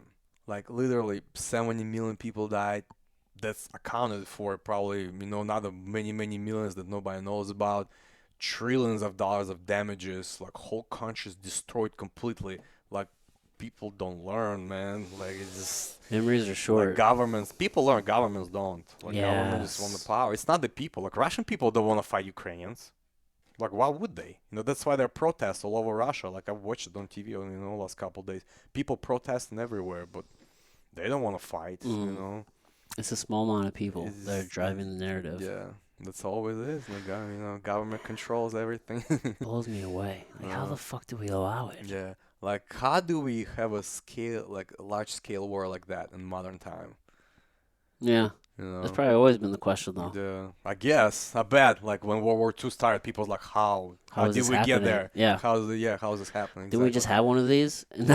No, Like, for exactly, yeah, real. exactly. It's crazy. Whoa, dude. I mean, there are armed conflicts all over the world constantly, nonstop. We just never hear about it. Like, we Right. never It's hear the about, like, narrative people fight in Asia and Africa, everywhere, all the time. all the time. Like, so we'll see what happens. Hopefully, Putin will just hit the military bases and pull back. Hopefully, he's not actually going to try to occupy it. Because if he's going to try to occupy Ukraine, it's going to be a long, long, long war. That's so Because the fucking Ukrainians crazy. won't give up. They're very tough people, very patriotic. And there's a lot of them. There's 45 million people living there. And it's a giant territory to control. There are hundreds of cities. Like, you need millions of soldiers to control it. It's gonna take a long time. It's going to take a long time, right? If you want actually to control and occupy. Whoa. One thing is destroying something. The other thing is occupying and controlling it. Mm-hmm. Like, you can destroy whatever you want, just drop a bunch of bombs on it, level a city. But actually, to move your troops in the city and control the population, you need way more resources. You know. Whoa, dude. So, We could be looking at another world war for I- real. People keep joking. They keep saying World War I Three, don't but know. legitimately, I don't think so. I mean, as long as NATO and US doesn't interfere with boots on the ground and just, do the sanctions and, sell help to Ukraine, money and weapons and, supplies and stuff, we should be okay. well, could we get to a point to where there is no option anymore? I mean, we if just gotta get in. I mean, if Russia really makes this play and tries to occupy Ukraine, we still won't go to war, I don't think so. we just let it happen. Yeah, well, that happen. Now, if Russia just starts exterminating the Ukrainian population for whatever reason, then we'll, What if we'll they have to do that jump and in. then China also tries to occupy Taiwan and take them? Then we got two major Yeah. players on the world theater making some Yeah. big moves right now. It's like, it's a question of, there are two questions here, right? Do we do the right thing and help him, or do we say it's not our problem? Yeah. Like, we live in different part of the world, right? Mm-hmm. It's like American people are kind of divided on this, right? From what I Yeah. understand, some people say, "Oh, we gotta interfere. We cannot let the Russia, get stronger and dictate their rule on innocent, independent country." And the other people, it's not our fucking problem, okay? Yeah. Like we have our own problems. We got a lot of problems in America, right? Like why should we go start a war that's not even here? Not it's not on our borders, you know? Mm-hmm. So like, which one is the right way? Right. Like. Dude, I Yeah. understand both Yeah, points. I understand both points Yeah. And then 100%. there's the question, well, if we do ignore it and leave it What's alone, next? What's then next? yeah, Yeah, does that's the will it question. will it get to your doorstep? And then if Exactly. it does get to your doorstep, is it too late because we Exactly. waited? That's a big question. Yeah, Yeah. I had a guy on, my friend Jason Powell, and he was in the Yeah. military for a long Yeah. time. And I shared a Yeah. clip before all this was Mhm. happening. It's actually real relevant, but he's talking about people not learning from history, and he talked Mhm. about we had World War I and World War Mhm. II, essentially because we we just kind of took that attitude of it's over there, Mhm. let's leave it alone, 100%. and Yeah. then Hitler just wanted to take over Yeah. the fucking world. Yep. So when does it where does it stop, or does it stop? If you take over one, then you go to take over Another two, and then one. three, Yeah. and then I another, and know. Just is there a right answer? I don't know. Is I know. I It's don't. like I think about it a lot. Like I like to I'll watch a lot of world news and world politics. Like to listen to all that. Like there's what's the right answer? I Like don't think there is a what's right yeah. answer, dude. But I It's wonder like what it is. it just to me What is it's the? like it's not people's fault, it's government's fault, and just people just suffer. Like people in Ukraine suffer, and I watched some clips like literally rockets flying into cities and just exploding, and Hmm. people die. It's crazy. Who would have thought like that would happen? That seems to And be I the know, theme. Who would I have know who thought? would have thought exactly. Well, Putin definitely thought that. Yeah, He definitely planned that for a long time. do you think that this stuff is kind of happening now as a result of our current administration? That some of these world powers kind of recognize where we are as a country in America. You think like they're looking our administration looking at it weaker? It's like Well, administration is I think weaker in the than the past, yeah traditionally, we have been kind of viewed as the stronger. Yeah, stronghold, we the have world stronger police, responses. willing to Yeah, do stuff. could be. And the American people just seem so divided, Yeah, even outside of the yeah, administration, just our country as a whole. We're super divided super right now. We're divided, the so bad. dumbest shit right now. Yeah, Like, I don't care what color you are. I don't care what your sexual orientation is. Guess who doesn't care yeah, what pronouns you want to yeah, be like called by? yeah, Putin doesn't give a yeah. shit. None of those That's dudes over right. there give a shit. The Chinese, they don't give a Yeah. shit. They will still murder you if we go to war, independently on what you want to be Mhm. called, or you know what I'm saying. Oh, So 100%. 100%. It is it's like very we're losing. It's possible. like, man, it's like I wonder if we're just so divided as a country that we've just lost focus, and it just allows things to happen on the bigger scale. And maybe it's not even it was going to happen regardless whether we were focused or not. I don't know, but I just wonder. How to say it's possible they're looking at us and looking at and thinking they're weaker, that Yeah. we are weaker than we used to be before, and especially with the sanctions that were put out, they're pretty weak. They don't mean anything. Hmm. Like we literally just sanctioned few rich people in Russia who are friends with Putin. They don't give a fuck. Right. Okay, like okay, you take a little bit of their money or restrict their money movement. They don't care. They'll steal more money from the people. They Hmm. don't. Like it's kind of weak response to it. Yeah. Like that's why like a lot of European countries calling for way harsher sanctions that will actually do something, Hmm. like banning Russia from SWIFT. You know what SWIFT is? No, what's that? Okay, so SWIFT is the secure network between the banks. Okay, so basically, let's say your company, Impose will, made a deal with a Russian company. You selling them $10 million worth of your rash guards. T-shirts, baby. Bro, your rash guards are fucking awesome, by the way. Thank So you, sir. you sell them $10 million worth of rash guards, right? How transaction goes that way, right? They send you money. Their Russian bank sends your bank money electronically, right? And then you send them the shipment, right? So money goes through bank to bank through that SWIFT, not through the system, but because of that system. Got Okay. it. Now, if you ban, let's say we ban Russia, they cannot send you money anymore. Okay, you actually have to go to Russia and get $10 million in cash from them if you want to get paid for your merchandise. Okay, So if we can do that, that's what a lot of European countries calling for, right? They Mm. basically cut Russia off from the banking system. They cannot trade anymore, right? Now Russia has their own Mm. payment system, like their own secure payment system, but like kind of like SWIFT, but it's way smaller. You can only communicate with few banks in the world, right? Like SWIFT includes like 11,000 banks, something ridiculous. Basically, the whole world is using that secure system.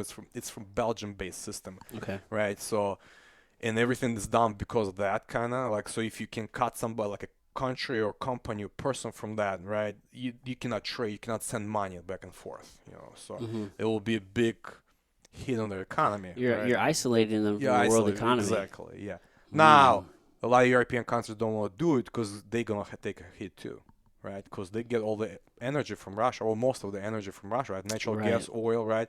So Putin has this very strong card in his sleeve, right? Very Trump card, right? Hey, I got so much oil and gas that you guys buying from me. You need it to stay warm, Mm. And Europe was like, damn, we do. So now, Dang. but see, for us, America is not a big deal. Our trade with Russia is very little. Like it's very small percentage of our GDP comes from trading with Russia.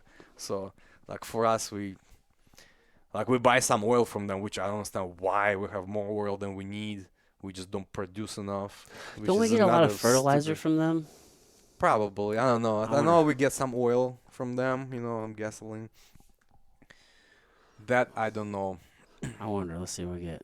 Do we get? I wonder what all we get from Russia. I wonder what our Russian imports are.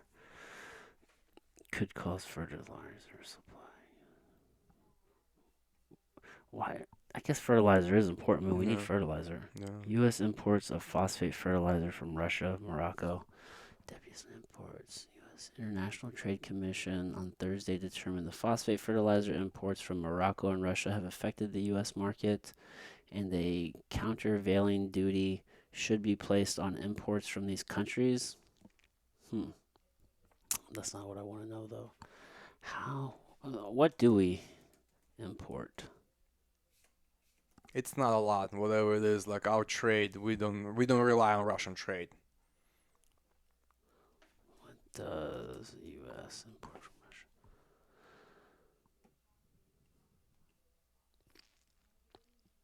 U.S. imports from Russia.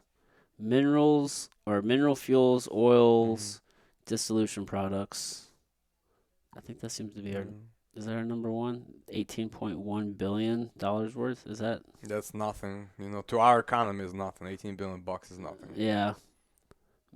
Yeah. I mean, that seems to be the number one. Yeah. I mean, pearls, precious stones, Yeah. metals, fish, fertilizers, $1.28 billion. Yeah.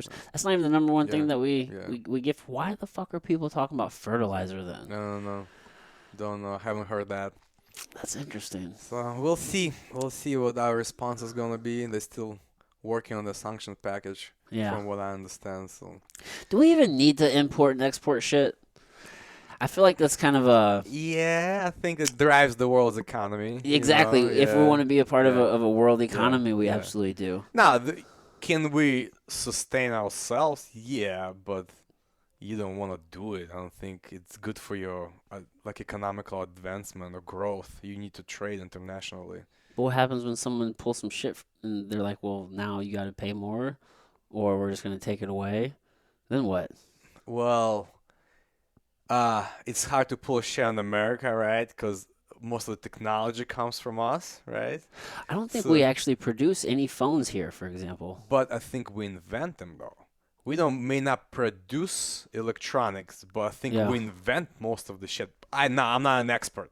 I'm not an expert in any of that. Okay, whatever we just talk politics wise, I'm no expert. Just my opinion. Yeah, we're all just talking Yeah, we're here. just talking, right? I'm a jiu-jitsu guy. I choke people for a living. I don't know shit about politics, okay? It's just my opinion. I think we invent a lot of stuff here. We may Mhm. not produce here because it's cheaper to produce it somewhere else, Right. but I think like a lot of innovations come from United States, and we sell out Yeah. to other countries. Like, Yeah. I think electronic-wise, like computer-wise, like I don't know, software, like all the Right. big companies are here. Like think about all the big IT companies, they're all here. They're all American-based, American-born countries. Right. Just not a lot of manufacturing Companies, here. yeah, yes, because Yeah. everything's so much cheaper overseas, so we Right. outsource everything, which is kind of, it's another kind of, people have mixed opinions on that, right? Yeah. It's a part of capitalism. You can do what the fuck you want. It's your company. You want to go overseas, make shit there. It is. I make It's my your rash guards thing. overseas. Exactly. It's a part of capitalism. But now, like, you're taking jobs away from people, Hmm. here. So it's kind of But it no also win. creates jobs here Yeah. too, right? Oh yeah. Because Yeah. if you can afford to get Yeah. something and then make a profit, Yeah. now you can afford to pay Yeah. somebody to do something Yeah. else. It's Exactly. such a catch 22. It's a no-win situation. Yeah. That's what I call it. There's no win situation. Everybody's right and everybody's wrong when we talk about that. This Right. is my opinion, okay? You have the right to make your rash guards in Pakistan or wherever you make it from. Probably Pakistan, Hmm. right? There you go. Good guess. It's a place to go, dude. Exactly. Yeah, but it is the place to go. I feel Right? better going there than China too. Yeah. Well, yeah. So you have the right to do it. This is capitalism. It's your company. You can do whatever you want. You're not breaking any laws, right? Right. So it's just, but then some people's like, well, you should make it here. This is America. Make American rash guards. But man, it's some of that. Then you're not turning any profits, right? Then you have to charge twice as much for the rash guard. People will not buy it. Then they'll complain, your rash guard's too expensive. Well, you told me to make it here. So how do we fix this? Right. How do we fix this? That's a good question. You know, It's a tough one. I don't know how to yeah, fix no, it. me neither. We have to change the way we think. I don't know. Because if we Yeah. brought manufacturing here, things would be Yeah. more expensive. I Yeah. wouldn't mind getting. I would actually Yeah. prefer to have everything made here, the best I could. I would rather pay a little more money and have it made here Yeah. myself. But I'm very pro-American. Okay, I'm a capitalist. I'm very pro-American. I wish I So, could go to. Although I'm a foreigner, I'm America first. As Dude, bad as it sounds. well, I've heard this. Yeah. I've heard other people say this, but there's also been my experience. I mean, when people come from other countries to here, they're always very intensely patriotic to this place, having actually been exposed to other things. Well, this country gives us so much, and we can actually appreciate because we've seen worse. Okay, it's harder for you to appreciate it, how good we have here, because you haven't seen anything else, right? Yeah, I'm not That's the from thing. Bosnia. Exactly. Or, Oh God, those. But there's a lot of bad places, like Balkans, like Bosnia, Ukraine now, places in Africa, some places in Asia. There's a lot of bad countries, Right. where it's horrible there. We actually appreciate what we have here. I appreciate what America gave me, okay, and gave my family, right? Just my mother, she was very sick all her life, right? And when we lived in Kazakhstan, Soviet Union, we stayed there, she would not have many years left, and she lived here for extra 22 years, a very good quality life because, of the medicine here, the hospitals, she got a bunch of surgeries, she got, pretty good quality life and she lasted way longer. Just because of that, I'm grateful to this country, okay? And then, like everything else, just the opportunities. You don't even have to work hard here. People say, we have to work hard. No, they don't have to work hard. Just work. That's it. Just work. You don't have to work super hard Yeah. to make it. Okay, just work. Just do your job and you're fine, So I think foreigners appreciate way more what America gives us than people that were born here. I hear some people that hate them, that were born here, they hate on America, but we have it so worse, it's so much better somewhere else. Maybe there are some places that are better than this. I'm sure. I'm sure there's some places, some cities, they're better than St. Louis, somewhere in Europe, or even in Asia or Africa or somewhere else. But overall, we have it really, really, really good here Yeah. compared to 90% of the rest of the world. Are we the best? No. Is there room to improvement? Absolutely. Absolutely. There's a lot wrong with this country, right? We're not going to go into that. it's another 5-hour That's a conversation. whole other conversation. It's a long conversation, but we still have it really, really good. And Yeah. I get upset when people here don't appreciate it. I've been guilty Yeah. whenever I was younger of thinking that there's a lot of other places that are better, or that there's just so much wrong here. Even because you always get we always hear the message of America is the best, America's the best, America's the best. But there's so many things that we are doing that contradict that. So then I remember being younger and just thinking, that's kind of bullshit. Why do you keep telling me that? And then you start looking at other places and you're like, man, well, it's not as bad there either. Or no place is perfect, but it's like, is this really the best? Whenever you start looking at other places, But then I kind of got through that phase and I started looking. I'm like, man, it's really not as bad here as I was thinking for a second. You know what I mean? It's just, it's the whole grass is always Yeah, greener. You know, no place 100%. is actually perfect. You just got to take the good with the Like bad and people take it for keep it in granted. perspective. Just the thing that you have food, right? You can go to a store and buy food, right? And you go to Schnucks, you have 100,000 items on shelves, right? Yeah. On shelves, right? Back in Soviet Union, there was no 100,000 items available for you to buy. Okay, like you go buy cheese here, you have a 50, 100 different types of cheese. We had three, okay, four. I don't know. Okay, just that. It's everything available. Like you cannot go hungry in this country. I don't understand how. There's always jobs available. Okay, if you want to work, right? There's a job. There are countries in the world where people want to work and there's nothing. There's no jobs for them to take. Okay. Now, like I said, we're not perfect. There's always room for improvement. There are other countries that are better than us at some part, some maybe economically or taxes, which is a big one, right? Or maybe because of their government is more efficient than us, effective than ours. They spend their tax money better than our government spends our tax money. But overall, I think America's a pretty damn good place to live. That's just my opinion. That's Yeah. just my opinion. Yeah, man. Some It's places are crazier than others for sure. yeah, Even within here. yeah, You know, you go to like New York or yeah. some of these Yeah, cities there's some on the crazy coast, places. it's Yeah. way different than here in St. Louis. Times are changing, man. The world is wild. The world The is world wild. is really crazy And right now the now. question is it going to get worse or is it going to get better? Because I don't see anything better coming. Dude, these last Yeah. 2 years have been insane. Yeah. And we're still just Yeah. going. Who knows what's next? You keeping up with this shit just a little north? So we're talking about you can just ignore the things. You can try to just ignore the things that are going on across the seas Mhm. because you say, okay, well, that's not here. Yeah. But what about the shit in Canada? Yeah. Oh, yeah. What about That's that? You know, where that, they're freezing bank accounts mhm. and Or locking people if up and you like, I was talking. I have a buddy in Canada, and he was telling. Not don't know if it's true or not. Right? You just heard from him. The If you support those truckers, you can actually get charged like as a criminal, right? If you like one lady, he said one lady bought a lunch for a trucker or bought like a tank of gas for a trucker and she got charged because she's like supporting terrorism. oh wow, Like I'm like, how's that? Is that even real? Is that like how's that legal or there's real no or freedom. moral? Like I don't know if it's true or not. That's what he was telling me. Okay, I Wow. haven't heard on the news or anything. Just a buddy of mine Mm. from Canada. So like basically, if you give money to truckers or like you can get charged because you're supporting like a terrorist organization or something. Like it's weird, man. I don't know. I don't know if I believe in that or not, but that's what he was telling me. It's dude, it's really Yeah. crazy what's going on up there. I think there were some laws even prior to this where I mean they're essentially taking away freedom of speech, Hmm. right? I mean if you didn't use somebody's correct pronouns or they were locking up comedians for making Hmm. certain jokes. But same here. Do you think we have freedom of speech? Well, go look it up and answer my question. 'Cause that's a big one. Um, do we have freedom of speech here? Yes, like we used to 200 years ago. Well, not 200. Let's say 30 years ago.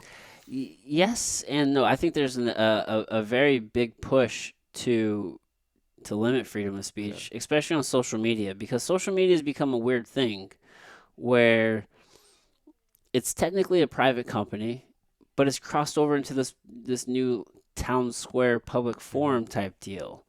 So I think the government is using it as a crutch of saying that, well, we can't tell these private companies what to do because it's private, but they're not just private anymore. They've crossed over into this weird Yeah. thing. So now they are infringing on First Hmm. Amendment rights, Yeah. freedom of speech, and different things. The So way I look at, I don't think there's freedom of speech without consequences anymore in the United States. Because yeah, you can literally say something and get fired. You're not saying anything hateful, right?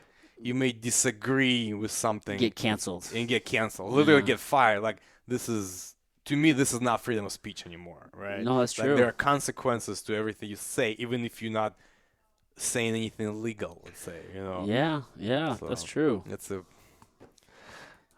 arrested and I don't know how to. Yeah. This one I need Yeah. the Jamie for. Let me see here.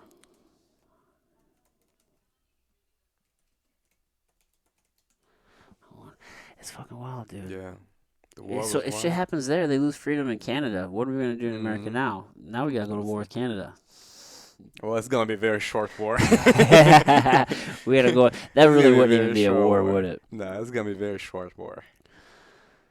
Well, either way, they're arresting people. Yeah. Police arrest Yeah. 100 after 3-week protest. Why are you arresting people for Mm. protesting? Total away Friday in Canada's besieged capital and a stream of trucks leaving under the pressure, raising authorities' hopes for an end to the 3-week protests against the country's COVID-19 restrictions, which, ironically, at least here in the States, are Mm. being loosened now. I think I just saw something Yeah. about the CDC going away for masks. Yeah, like I saw something about Chicago, some Illinois areas, like they're gonna get away with masks. Dude, this is crazy. Yeah, how do you unpack? I don't know how anybody can actually unpack all of this and actually, it would take so much time to go through all of this. Yeah, I don't know if they're actually arresting people for helping them. I know, I mean, obviously 100 people got arrested. Yeah. Shit, man. It's still weird though. Still weird. Yeah, I don't know. Now I'm gonna go down this rabbit hole and figure out who all is getting arrested. Sorry, dude. I shouldn't have mentioned it to you. No, dude. You're gonna spend hours here sitting Well, the question is, researching what do happened. we? I mean, what do we do? What do we do when we see that? I mean, do we do anything? Shit, I don't know. I mean, dude, it's like, is it our business? It's one like I said, there's no right or wrong answer here, Yep. in my opinion. Like, Yeah. it's not really our business. Canada, it's Canadian business, you know. Yeah. Just like Ukraine is Ukrainian business, you know. But then, who is next? Will it get to us eventually? Well, you if we're know? a world economy, a Yeah. world civilization, then what it does affect them does affect Yeah. us, doesn't it? It I mean, if does, it affects your neighbor, doesn't it also affect Yeah, you? does. Oh, Doesn't affect us a lot. Like, you know, Ukrainian conflict doesn't affect United States a lot. You know, as far as economically, a little bit, but not a lot. Europe is gonna get affected really bad, right? But then what's next? You know, it's like, I don't I mean, know. we're living in a movie, bro. Movie, dude. I just feel so bad for people. Yeah, Yeah, like in Ukraine, people in Russia too. You know, dude. other places in the world. They're like, I think the one of the worst things that can happen to you is literally get attacked by a foreign, nation. Like, I couldn't even imagine. and speaking of that, like, I just argued with somebody the other day about defense budget. Like, he was arguing that our defense budget is too high. All the stuff. We should be spending money on something else. Maybe, maybe not.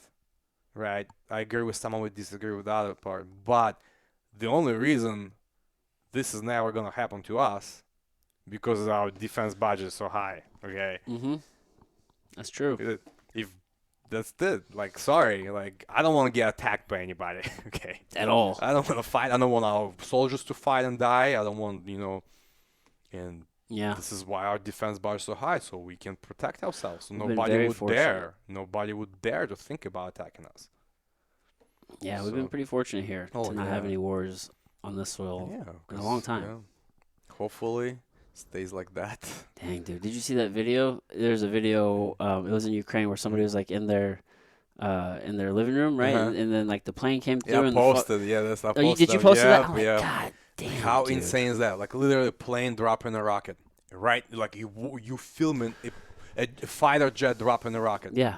And what we don't see in the video is like those people can feel that. Like they Oh, feel the concussion of that. They hear it, they smell it. There's all these things, all these inputs that you're not getting Yeah. in that video. And imagine the shock, because last night there was no war. We just living like. Maybe you were doing a podcast. Yeah. That person who was filming the video, maybe he was doing a podcast like you and I. And then next morning, you filming a fire jet dropping a rocket next to your house. And that's how quick it changes. Yeah. It's just It instantly, is it's different. ridiculous. Ridiculous. Dude. Yeah. That's the kind of things that make me wonder we're sitting here doing Mm, podcast. It's yeah. like, does this shit even matter? Like, what the fuck? We're sitting here. Matters to us. Yeah. Matters to me, dude. I love It talking to matters to you. me too. I Matters appreciate. to me, But I'm like, man. man, there's just so much shit going on Yeah. in the world. But they just what we do here is nothing like in the big picture, right? Yeah. Like if you look at the big picture, there's so many more important Yeah. things Which in the helps. world. Yeah. Yeah. It makes me appreciate Yeah. this Oh, stuff yeah. a whole lot more. I appreciate living in a safe place. Whatever people say, we have a lot of crime here, man. At least nobody's invading us, okay, and dropping rockets on our city. Mm-hmm. So like, I'm very fortunate to be here, and you're very fortunate to be here too. You gotta be ready Yeah. though, dude. Get your Gotta guns be ready. Get your Oh, guns yeah, ready. my Get gun's your always ready. get your food ready. Get ready if the shit goes down. I don't eat a lot. Look at me. I'm 155 pounds. I don't need a lot of food. 1 meal a day, I'm good. What scares me is the talk of nuclear action. I hope that never comes to Oh, fruition. no way. That would be insane. What the No fuck would we way. do? Die. If somebody hit us with the. I hope they don't hit the center of the country. You probably would though, wouldn't We'll you? die. I Wouldn't mean, it radiate out then? I mean, I wonder what would be the best way. I think they'll hit cause us the for sure. Don't we most- have the bombers here? The U.S. bombers like stationed somewhere close here. No, Do we? I thought so. I don't know. Maybe not. I don't know. I don't know much about anything. I Okay. don't know. I know a little bit about Jiu Jitsu. Okay? There's a lot more I don't know. Okay. I don't know much about anything else, but Yeah, they'll yeah. hit us. There's just so much. I always think about the things.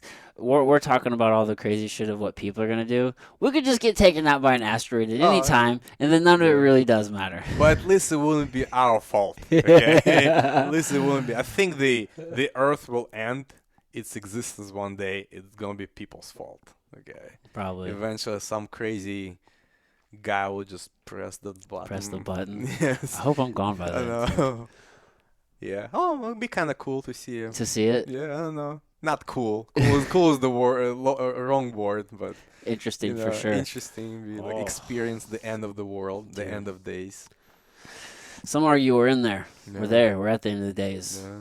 Jesus is coming, You Serge. see? Okay. Well, Are hopefully are you ready? You ready? hopefully he'll bring peace and prosperity to our troubled world. Okay, if he's coming. No, you're Jewish. Yeah, I'm you not don't religious. you don't I don't believe believe in in God. Jesus coming. I don't believe in anything. I believe in Dar's choke and the guillotine Same- and the triangle. Yeah. Church of Jiu Yeah, Jitsu. exactly. Sunday service. Speaking of religion, it's funny because during Soviet Union, religion was prohibited basically. It was Really? not- like it wasn't enforced. Like you wouldn't go to jail if you believe in Jesus or whatever, But there wasn't.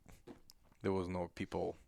There was very few religious people. It's not. They were like encouraged. it wasn't like up and out and open. It wasn't encouraged at all. Yeah.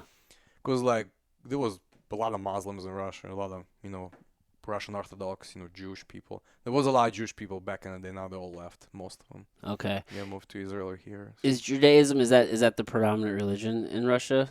No, Russian Orthodox, Eastern Russian- Orthodox. Okay. So Greek Orthodox. Okay. So And that's it's a part of Christianity. oh Okay. okay. Like you have Catholics, Protestants. Got it. Got it. So other there's ones, there's a Russian So Orthodox Russian sect. Orthodox, yeah. Oh, I did So not know that. Russian Orthodox, so Eastern Orthodox, or Greek Orthodox, pretty much the same thing. Yeah. Okay. So and it's like the main religion in Russia and Ukraine and Belarus. They all Oh. believe in Jesus Christ. They don't believe in Pope. And, hmm they have their own thing. Yeah. So Why would you believe in the Pope? yeah, I don't know. Millions of people do. That's what So, always baffled me. yeah. That dude makes you kiss his ring and bow to him. And Yeah. he's the only, Some people like that. I don't know. Yeah. And, I always wonder what is in the Vatican. uh, What is there? Just so many riches, so many artifacts. it has to be the richest country in the world. Okay, Pope in I don't know. Does Pope own all that when he's a Pope or whoever his Pope is? Like he Mhm. has to be the richest person in the world. Like they've been literally stealing money and riches for 2,000 years and Yeah. putting it there. What is in there? I wonder. Yeah. Because I know one thing we do know is that the Library of Alexander Mm-hmm. was ransacked and During burned. Crusades. Yeah. Yeah, right. Yeah. And shit, dude, how everything much is in there, else. dude? How much knowledge is in there? Just Well- from the Middle East and Africa and just that whole part of the world, which is just so fucking Yeah. ancient. Or just the European money. Think about it. During Middle Ages, like medieval Europe, everybody had to pay 10% to church Mm-hmm. nonstop, like everybody. So all this money goes to It's to them. yeah to them from millions of people And constantly. what are they Like doing with it? nothing. I mean, I don't know. Yeah, I you don't don't know. need it. You control everything. Yeah, Money is arbitrary at that point. yeah. It's just you just take it to take it. Religion is a very touchy subject. It's a very interesting thing. I don't know. It's Yeah, a lot of people don't like yeah, to talk about yeah. it for sure. I love talking about it. I do Yeah, too we're gonna because hurt a lot of feelings talking about if it, you but talk, if you just look yeah, at the human yeah, nature of it, you yeah, can't remove yeah, humans from the yeah. equation. Oh yeah, So I mean, that just breeds yeah. corruption and a lot of fucked up Like, shit. like I'm one of those people who just doesn't understand how can you believe in something that you've never seen or felt or heard or nobody else in the world ever seen, felt or heard. You know, Yeah. like I believe there's Rome. I've never been to Rome, but I've seen videos of it and pictures of it, and I talk to people who've been to Rome. So even though I've never seen it with my eyes, I believe it's there. You Mm-hmm. know, but something like Has never been that's seen. never been seen, heard, or felt by Yeah. anybody in the world is so weird to me. Yeah. You know. But I don't think I'm not a very spiritual person though. Okay. Yeah, so maybe that's why. I can Yeah, understand kind of having belief and faith, yeah. and just kind of even if you don't have the understanding. But I just think that there's just a lot of just misinformation and just propaganda that's embedded in certain structures, like Christianity, for example. Whenever you look at like the Roman Emperor Hmm. Constantine, right? I mean, he essentially curated the Bible. I mean, you have the New Testament as a propaganda measure. Like Hmm. put together this book with all these answers to help drive an agenda, and that's just taken as gospel and word, and it's like this is it, this is the word of God, and it's like, man, Hmm. you're just ignoring this whole other aspect of it, which is just really baffling to me. Well, people used religion back in the day to control, right? To Mm-hmm. control crowds, to get in power. I don't think it's the case anymore. I think actually people using religion for better things now. Mm-hmm. Okay, like I have members of my family that go to church, right? You Yeah. know, Christians, and they have fun there. You know, like nobody's trying to, control them or anything. You know, they just go do their thing. You know, listen, talk to people that have their community that they enjoy. You know, and to me, this is perfect. This is what you enjoy. Do it. You know, if that's what you like, that's what you believe in. Do it. I think that's a Yeah. lot. I think that's the majority of the Yeah. people. Yeah. Good.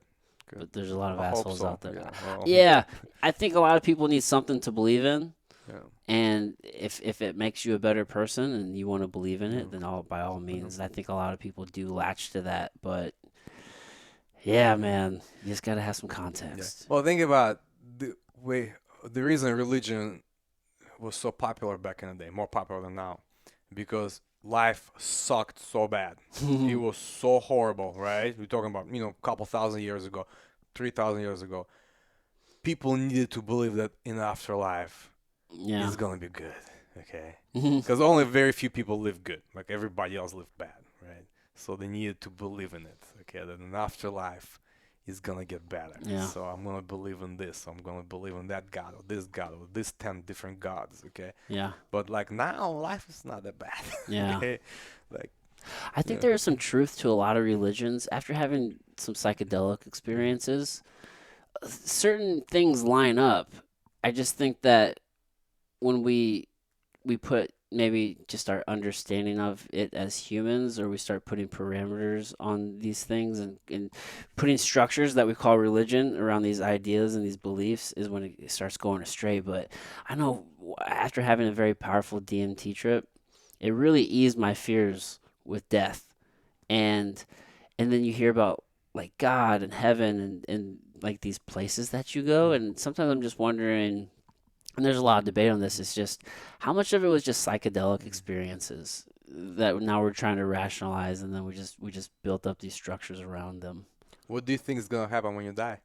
When I die, Yeah, what happens when you yeah, die? yeah. It's hard to say for sure, but after having a couple different experiences from different like from different things, after doing doing like a psychedelic trip, or getting choked unconscious, or I've even passed out before, all three of those experiences, I go to the same place. Like I go to Mm, this place where, interesting. yeah, dude, that's the thing. Where have you ever, when you've been choked out unconscious? Never. Never Not like a even once. blood choke Nope. or nothing. You ever got like the Never. fuzzies or I nothing? tap Well, I had the fuzzies, but I don't think I was ever out. Okay, well, you know how Don't, like yeah. that warm, fuzzy Hmm. feeling starts Yeah. coming on I you? was close, but I don't Yeah, think I was ever out. that overtakes you, and you kind of go Mm-hmm. to this place, and because I can, dude. So I've gone to this place with DMT and like mushrooms and different Mm-hmm. things, and then there was times to where like I didn't tap fast Mm-hmm. enough, and then I wake up and I'm like, oh shit, now I'm Mm-hmm. here. But whenever I was Mm-hmm. unconscious, I was in that same place where I was whenever I did a psychedelic experience. Interesting. And there's one time where I passed out, and I came to, and there's uh like an ambulance above me, like they're making sure you're okay, and I'm like, yeah, I'm good. But I can remember that time where I was out, Mm. it was just like one minute I'm in this place, the next minute I'm like in this happy place, this familiar place I've been before from these other experiences. So in my mind, man, it's I just wonder, man. I truly believe that whether you call it, you can call it energy or you call it the universe and God. You can say we have Mm-hmm. a soul, whatever names we put on Mm-hmm. it. I don't. It's just the Yeah. terms that we're using, but I truly believe now that if you can call it your soul, but like whatever that energy, that life force is, like that is me. Like I have a body. I am not my body. I used to think that this physical was all I Mm-hmm. had. That when I looked in the mirror, like that is Adam. Like I am me. Mm-hmm. What you see here is me. But after having a very intense DMT experience, I started realizing that, man, like through that whole experience, I was still me. Everything was there was no separation of self other than I just wasn't my physical self anymore. Like my body was not there, but everything consciously was there. And I'm in this place to where, and I think this is where like the idea of heaven starts coming in Mm-hmm. and God, because that place that I was in, it's like this huge energy. It's like this oneness. Like I am a part of it, and it is also a part of me, and it's positive. And it was there are times where it can be kind of discombobulated and scary from like a psychedelic experience standpoint, but the ultimate thing is like that place that I went to, there is something to that place, and it's not in this physical place, but it is a place. Man, I wholeheartedly believe like I went to this fucking place, and this is a place like That's that all, I've dude. been to. So like those experiences. So to your question of like what happens when you Mhm. die, like I don't know for sure, but I truly believe that when you die, whatever our life force is, that energy, it just leaves this physical realm and goes to that. I think it just returns back to that, and then you can have other conversations. All right, well then now is there reincarnation? Do Mhm. you just get tossed back into this experience? I don't fucking Yeah. know, but Nobody knows. nobody Yeah, we're just fucking knows. But speculating. Yeah. I know I don't have fear of death Mhm. anymore That's because awesome. whatever it is, I I don't. want to go to the same It's place. not scary or bad, dude. It's just this place, dude. And once you're there, time doesn't exist. Forever is forever, and you understand it. And it's That's different. awesome. See, I've So never had that kind of experience. Like, I literally think if I die, death is like you going to sleep without, it's just blackness, just nothing. black, without nightmares or visions or Could dreams be or anything. That's it. You just kind of done. done. Nothing. Could Yeah. be that too. That's what I believe in. But I've never had an experience like yours. Maybe I'll have myself choked out one day and be like, see what happens. Get choked I out. know wouldn't tap one day, but like just come on, squeeze it. Well, you're Like, smart. that's- Tap early, tap yeah, often, right? that's what I do. Yeah, Tap bro. early, tap often. Damn. That's cool. Well, That's a cool experience, man. That's awesome. it's interesting, Yeah, man. Psychedelics have yeah, definitely changed my yeah. perspective immensely. Interesting. Yeah. Well, Serge, it's almost 2 o'clock. Oh, dude, It's that been was so it's been a fast, couple man. hours, dude. This Dude, was so fun, thanks bro. for having me, man. I Appreciate it. truly Dude. appreciate you, man. This was so fun. I would ask if you wanted to direct people towards anything, but I don't think you do. Social medias, No, anything? No. no, I don't want anybody. Like, Listen, don't follow me. don't follow me. Don't listen to this podcast. I don't know anything. I know a little bit about Jiu Jitsu and everything else. I'm just talking out of my ass. Okay, don't listen to me. It's Amen. just pleasure being here, man. Thanks for training today too. It was great Dude, training, always a man. pleasure, brother. Thank you. Thank you. All right, everybody. Bye. Bye.